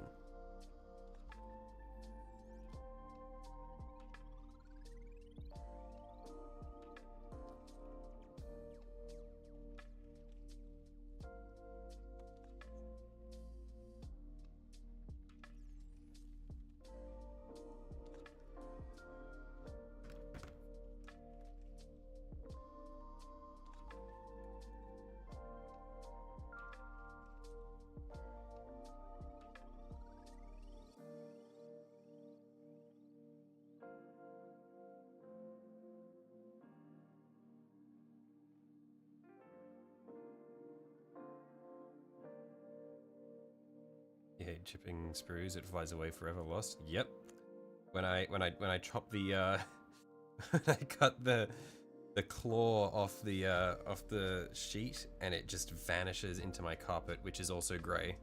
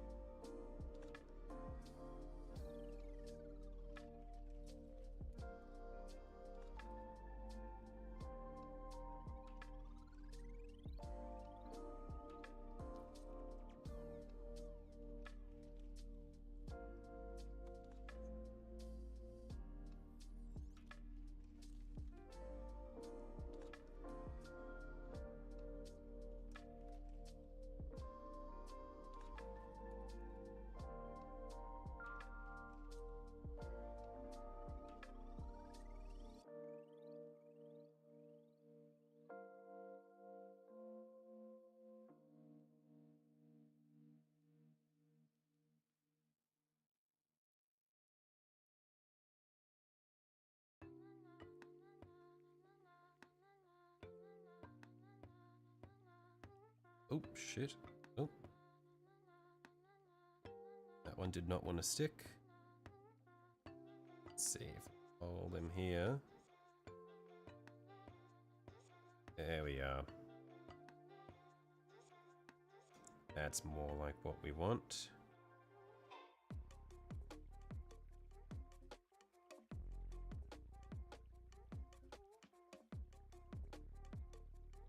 So we'll let that sit. And now we get our other three. So 3 more tiny claws. 50 at the back, 50 in the middle, 51 at the front. I don't think I like that. I want to have the big one at the front. 50, 51, 52. In that order.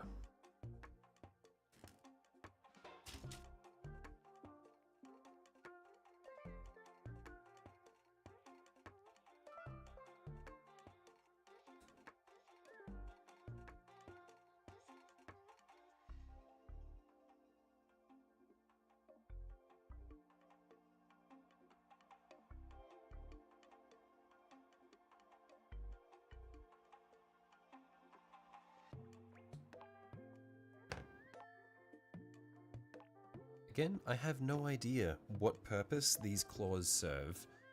Because they're not just spikes, they are claws, they're on little knuckles.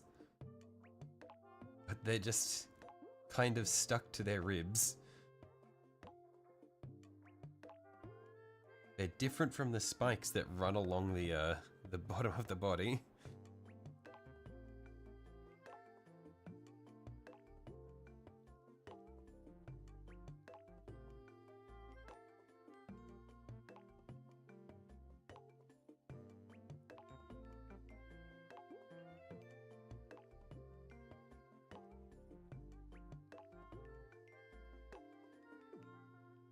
So they grip each other for happy time. Oh. Yep, that makes sense. See? This is why we have you here, Bob. You know all of the Tyranid stuff. Like how they get it on.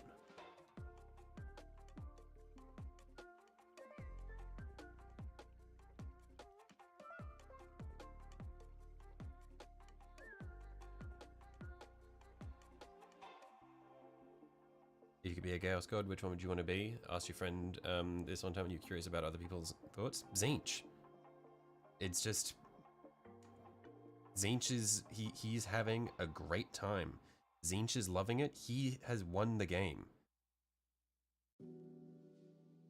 Because Tzeentch's whole thing, his whole goal with the great game, is that no one wins. Tzeentch does not want to win the game. He could win, but he doesn't want to win because that means the game is over.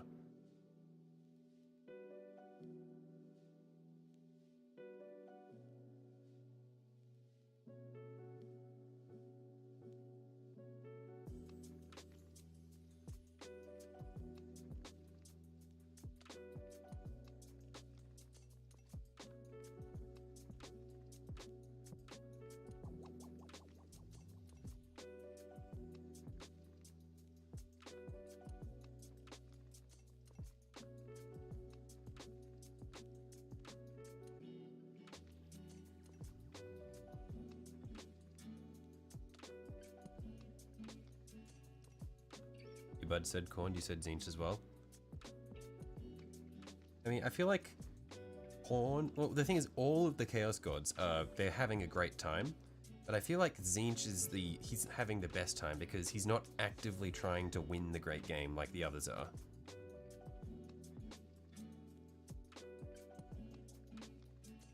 So where the others are having the frustration of not winning the game, Tzeentch is just loving life. He's just fucking with people and he's laughing the whole time.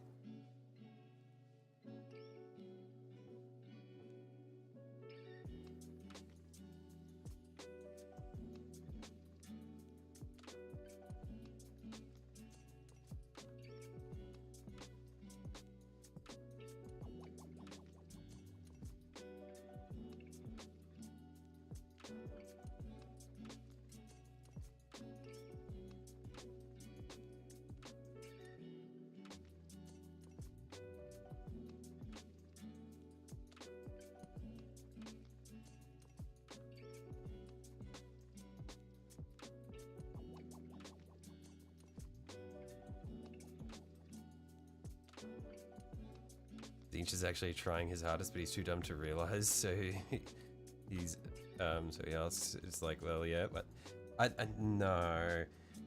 Because the whole, Tzeentch's whole thing is, like, his whole thing is that he likes to play games. So if he wins the great game, then it's all over. Like, he deliberately does things that fuck himself over so that he can, like, prolong the game.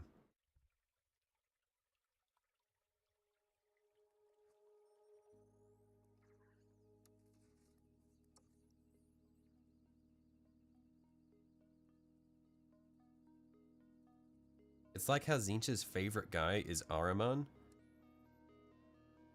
not Magnus. Even though Magnus is like technically his most powerful pawn, Ahriman is his favorite one because Ahriman doesn't want to do what Tzeentch wants him to do.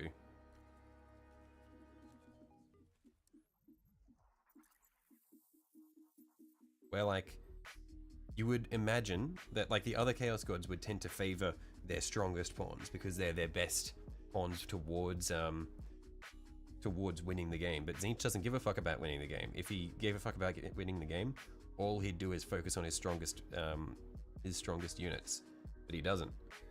Also, doesn't he screw over the other Chaos Gods for the same reason? Oh yeah, no, he just fucks over. Like, if anyone is getting to the point where they're about to win, all of the other Chaos Gods will turn on them. Tzeentch is no exception. But Tzeentch just fucks with people for the sake of fucking with people.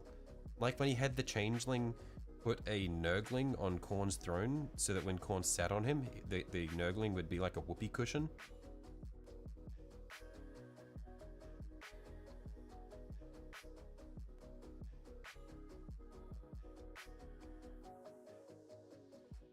Memes. Mac, I'm sorry. Your humor is too esoteric for me. I don't understand. I don't get it. Like, like...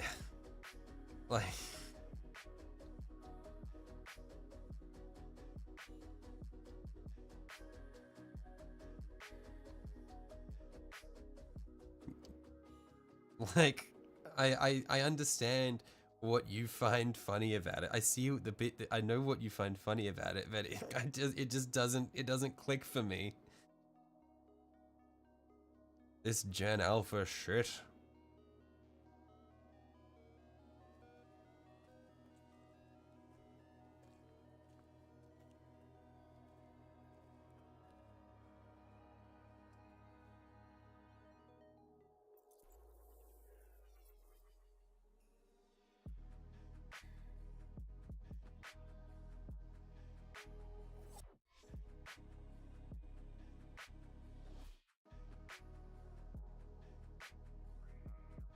Built on your Gen Z. Okay. Sorry, I forgot that since I'm like right on the border between Gen Y and Zoomers, I just like I'm technically a Zoomer, like on paper, but fuck man, like I don't understand any of this Zoomer shit.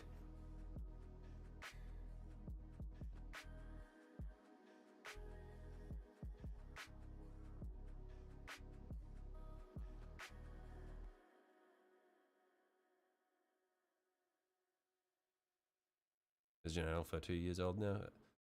Like 11?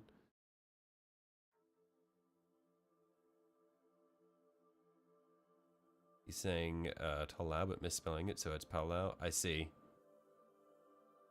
Yeah, I don't understand. Like, I didn't even know what it was meant to be.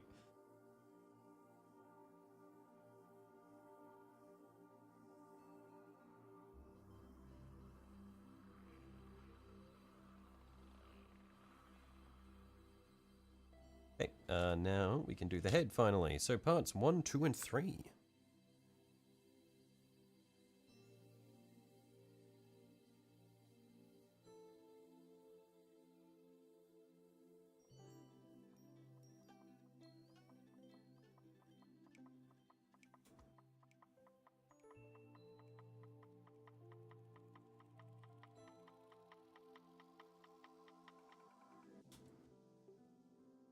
You're Gen Z and you don't understand anything you hear. Yeah, because like I was born in 2000, and I feel like, and I have a cousin who's like 2 years younger than me, and I don't understand. I feel like everyone who's like 2 or 3 years younger than me is just like, I don't know. It's just like the internet culture is fucking insane. Like the level of like internet culture that I interacted with versus kids only a couple of years younger than me, it freaks me out. It scares me.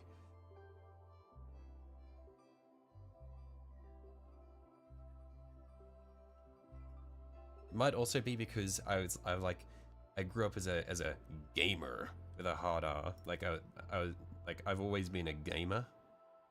And so I've never really been on like social media or anything like that. So I was insulated from a lot of that sort of like Zoomer culture as well.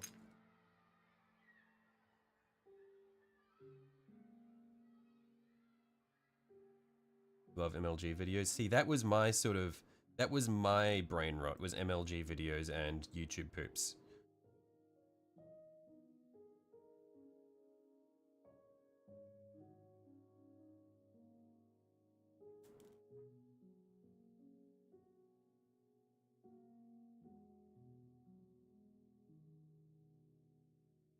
Mac memes again, Mac. These are just like Facebook Marketplace listings for weird things.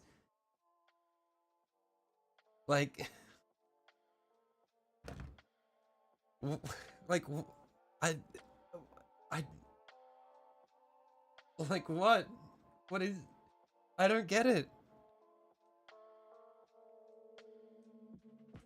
You were born in 2020? Yeah, it shows.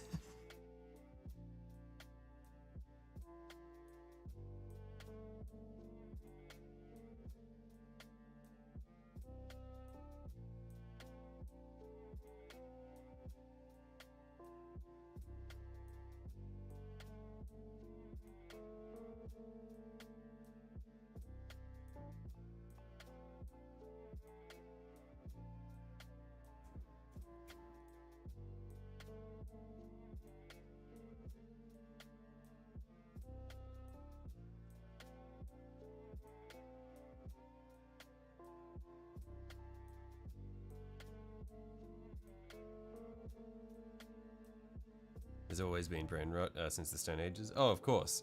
But it's just this new gen brain rot. Just I don't get it.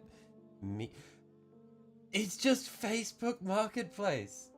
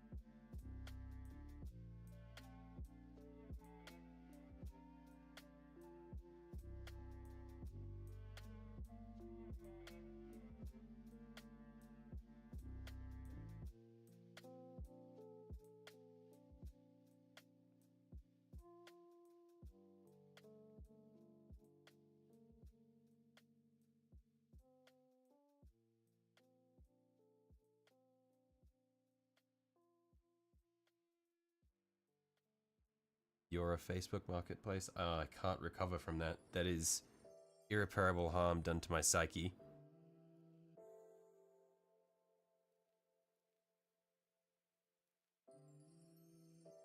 See, Mac, at least that last one is closer to a meme. It has the impact text.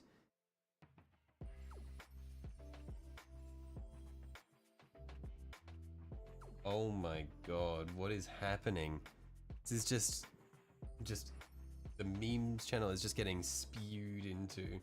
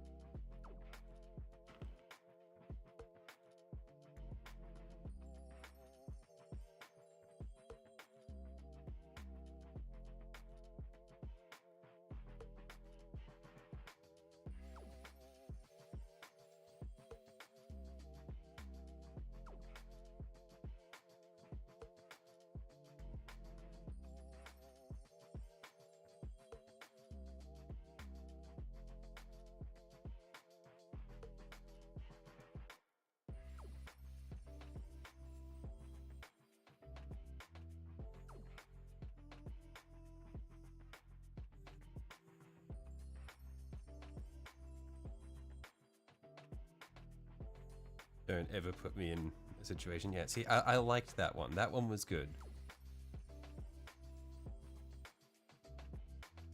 Once saw a guy in Facebook Market selling a shed, but it was just 3 planks and a floor of planks. Right.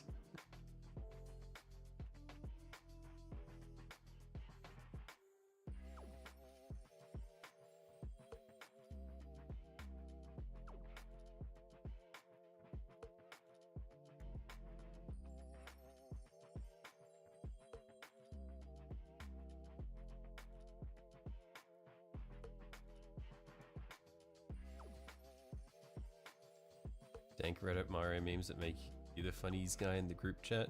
Make you the funniest guy in the group chat. I feel like for me, it was like the memes when I was in high school. It was just, or the brain rot, I should say, was just like, it was like CDI Zelda YouTube poops and that sort of shit. And that was, I think, some of the worst brain rot my friend group ever experienced.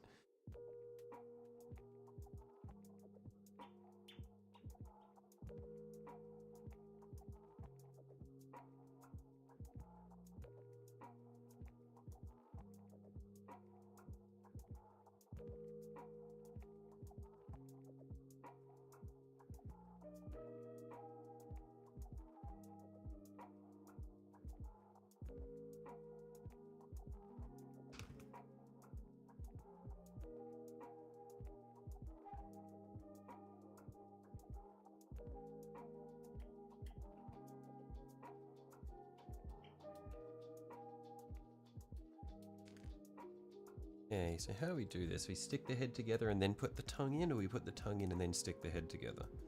I think we go head and then tongue from the looks of it. Yeah, it goes head, then tongue.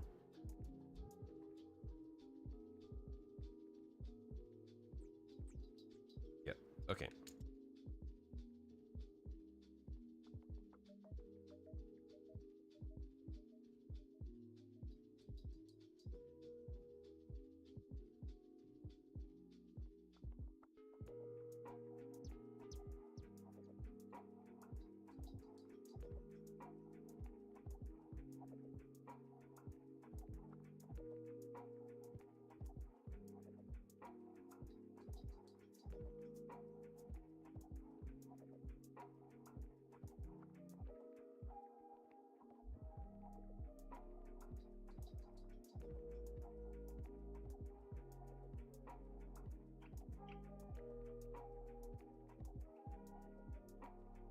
Love head then tongue. Awesome. Don't sell military grade aircraft on Facebook. Favorite play. What is with the rose emoji lately? I've seen that one a lot. What's going on with that?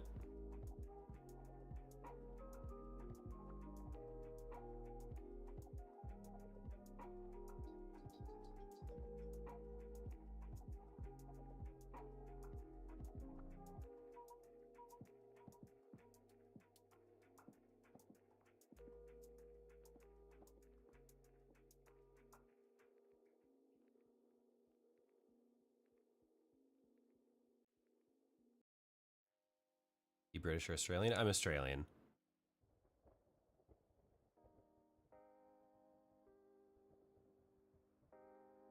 I got the good spawn.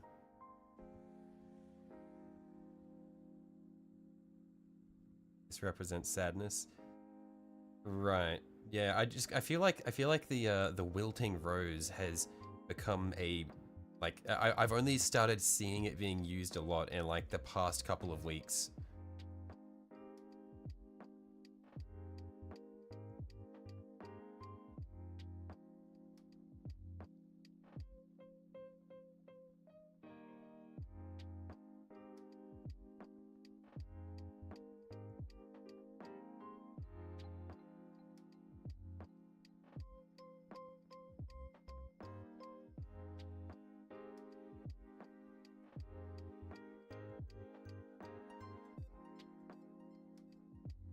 See, Sanju, those are the sorts of things that I would be like, okay, that's some funny shit. like from Facebook Marketplace. But the ones that MacMac were posting were just like, it was just like someone's trailer. Food.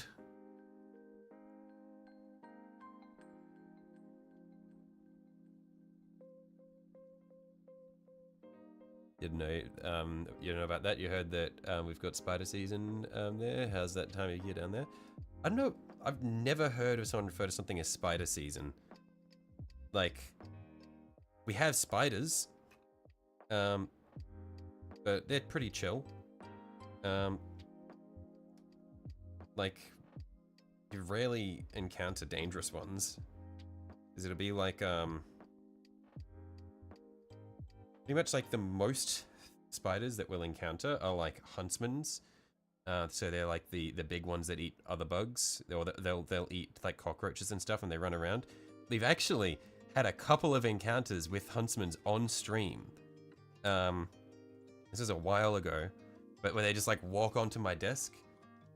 But huntsmans are completely harmless. They're friends. They keep the house clean. They eat cockroaches and shit like that. They're pretty cool.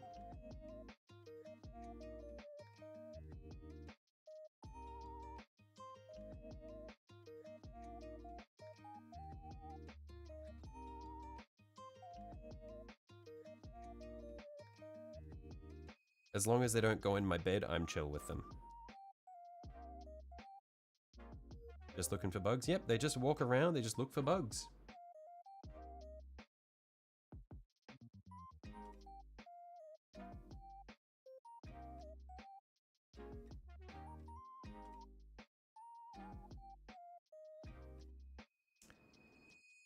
His head doesn't fit all that well. Like the way his neck doesn't sit super nicely in there. It's kind of annoying. I think I might need to get some sprue glue and just dunk it in there so that his head stays in properly.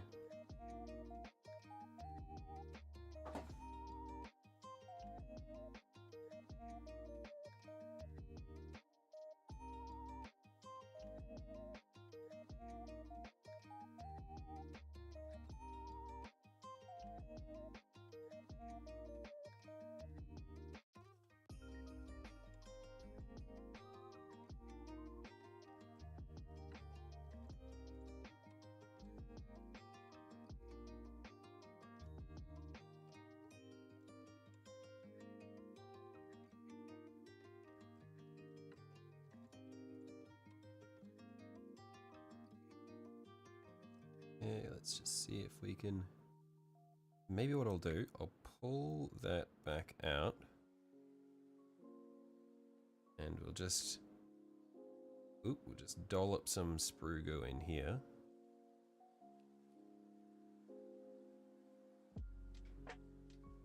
And then push this in. There we are, that'll be good.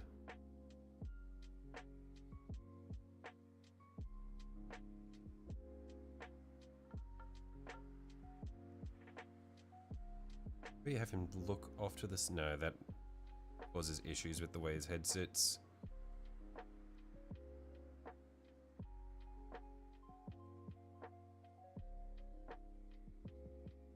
You'd say the most deadly spiders where you live at the Great Midland State with the lakes would be brown recluse and black widow. Those are rare.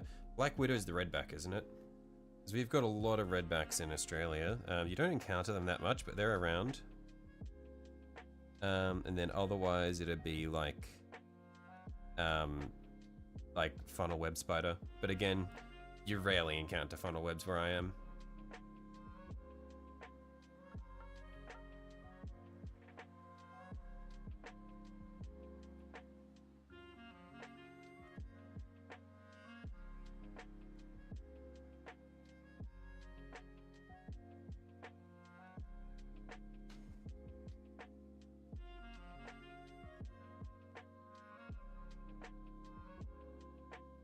Yeah, Black Widow is such a cool name for the redback. Because everywhere else, the Black Widow, Australia, it's a redback spider.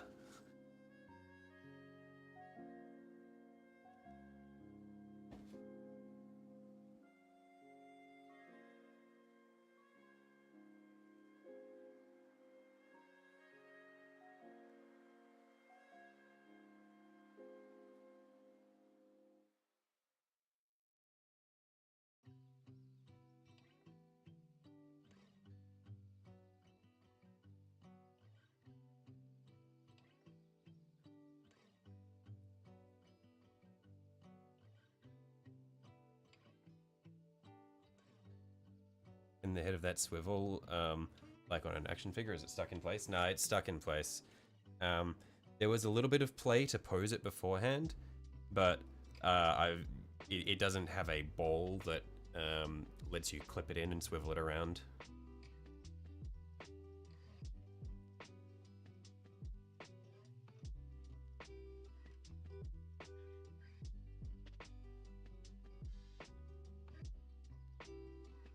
Hey, what now? Got the head in place. Now it's pretty much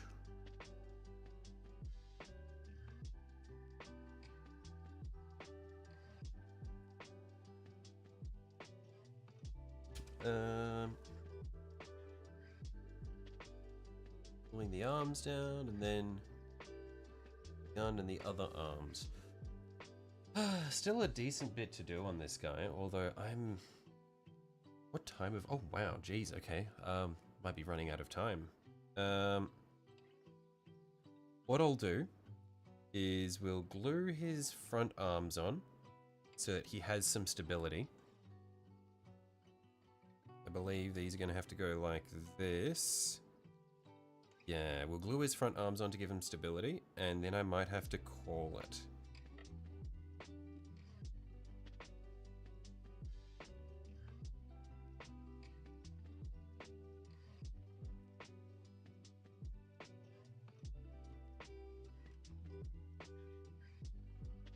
That'd be cool though. Yeah, it would be cool if there was a bit of movement to it, but can't have everything, unfortunately. It's a pretty cool model already though.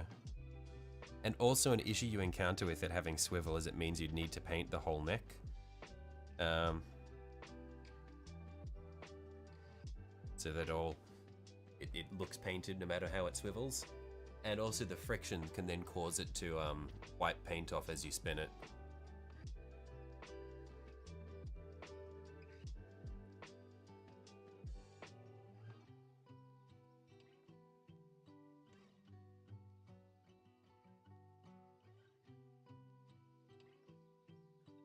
Okay, now hopefully this holds in place. Essentially, I've just got to hold him flat like this.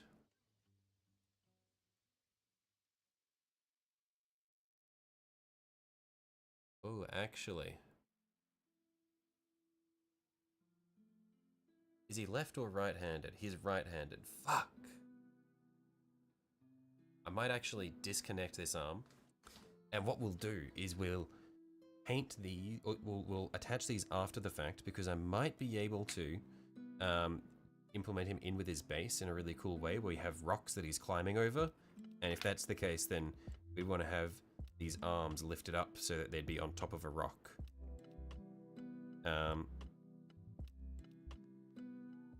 So that being the case, we won't actually glue these arms on. And we'll probably just call it here for the day, honestly. And we'll finish up the rest of this next time. I'm gonna go to bed, wish you the best of luck with the assembly and painting. Have a good day. Righto. Yeah, thanks for hopping by, Radio Guy. I'm probably gonna call the stream here as well.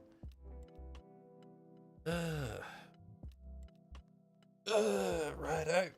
Well, yeah, I'm gonna head off for the day. Thanks for stopping by, everybody. I haven't posted any schedule for the rest of the week because it's a bit up in the air, but I'm pretty sure I will at least be streaming again tomorrow, same time. I'll schedule it tonight and I'll put it in the Discord as well. But then otherwise, there might be something that we do on the weekend, but that one's up in the air. But yeah, definitely streaming again tomorrow, but I'll catch you guys all later. Thanks for watching. Bye-bye.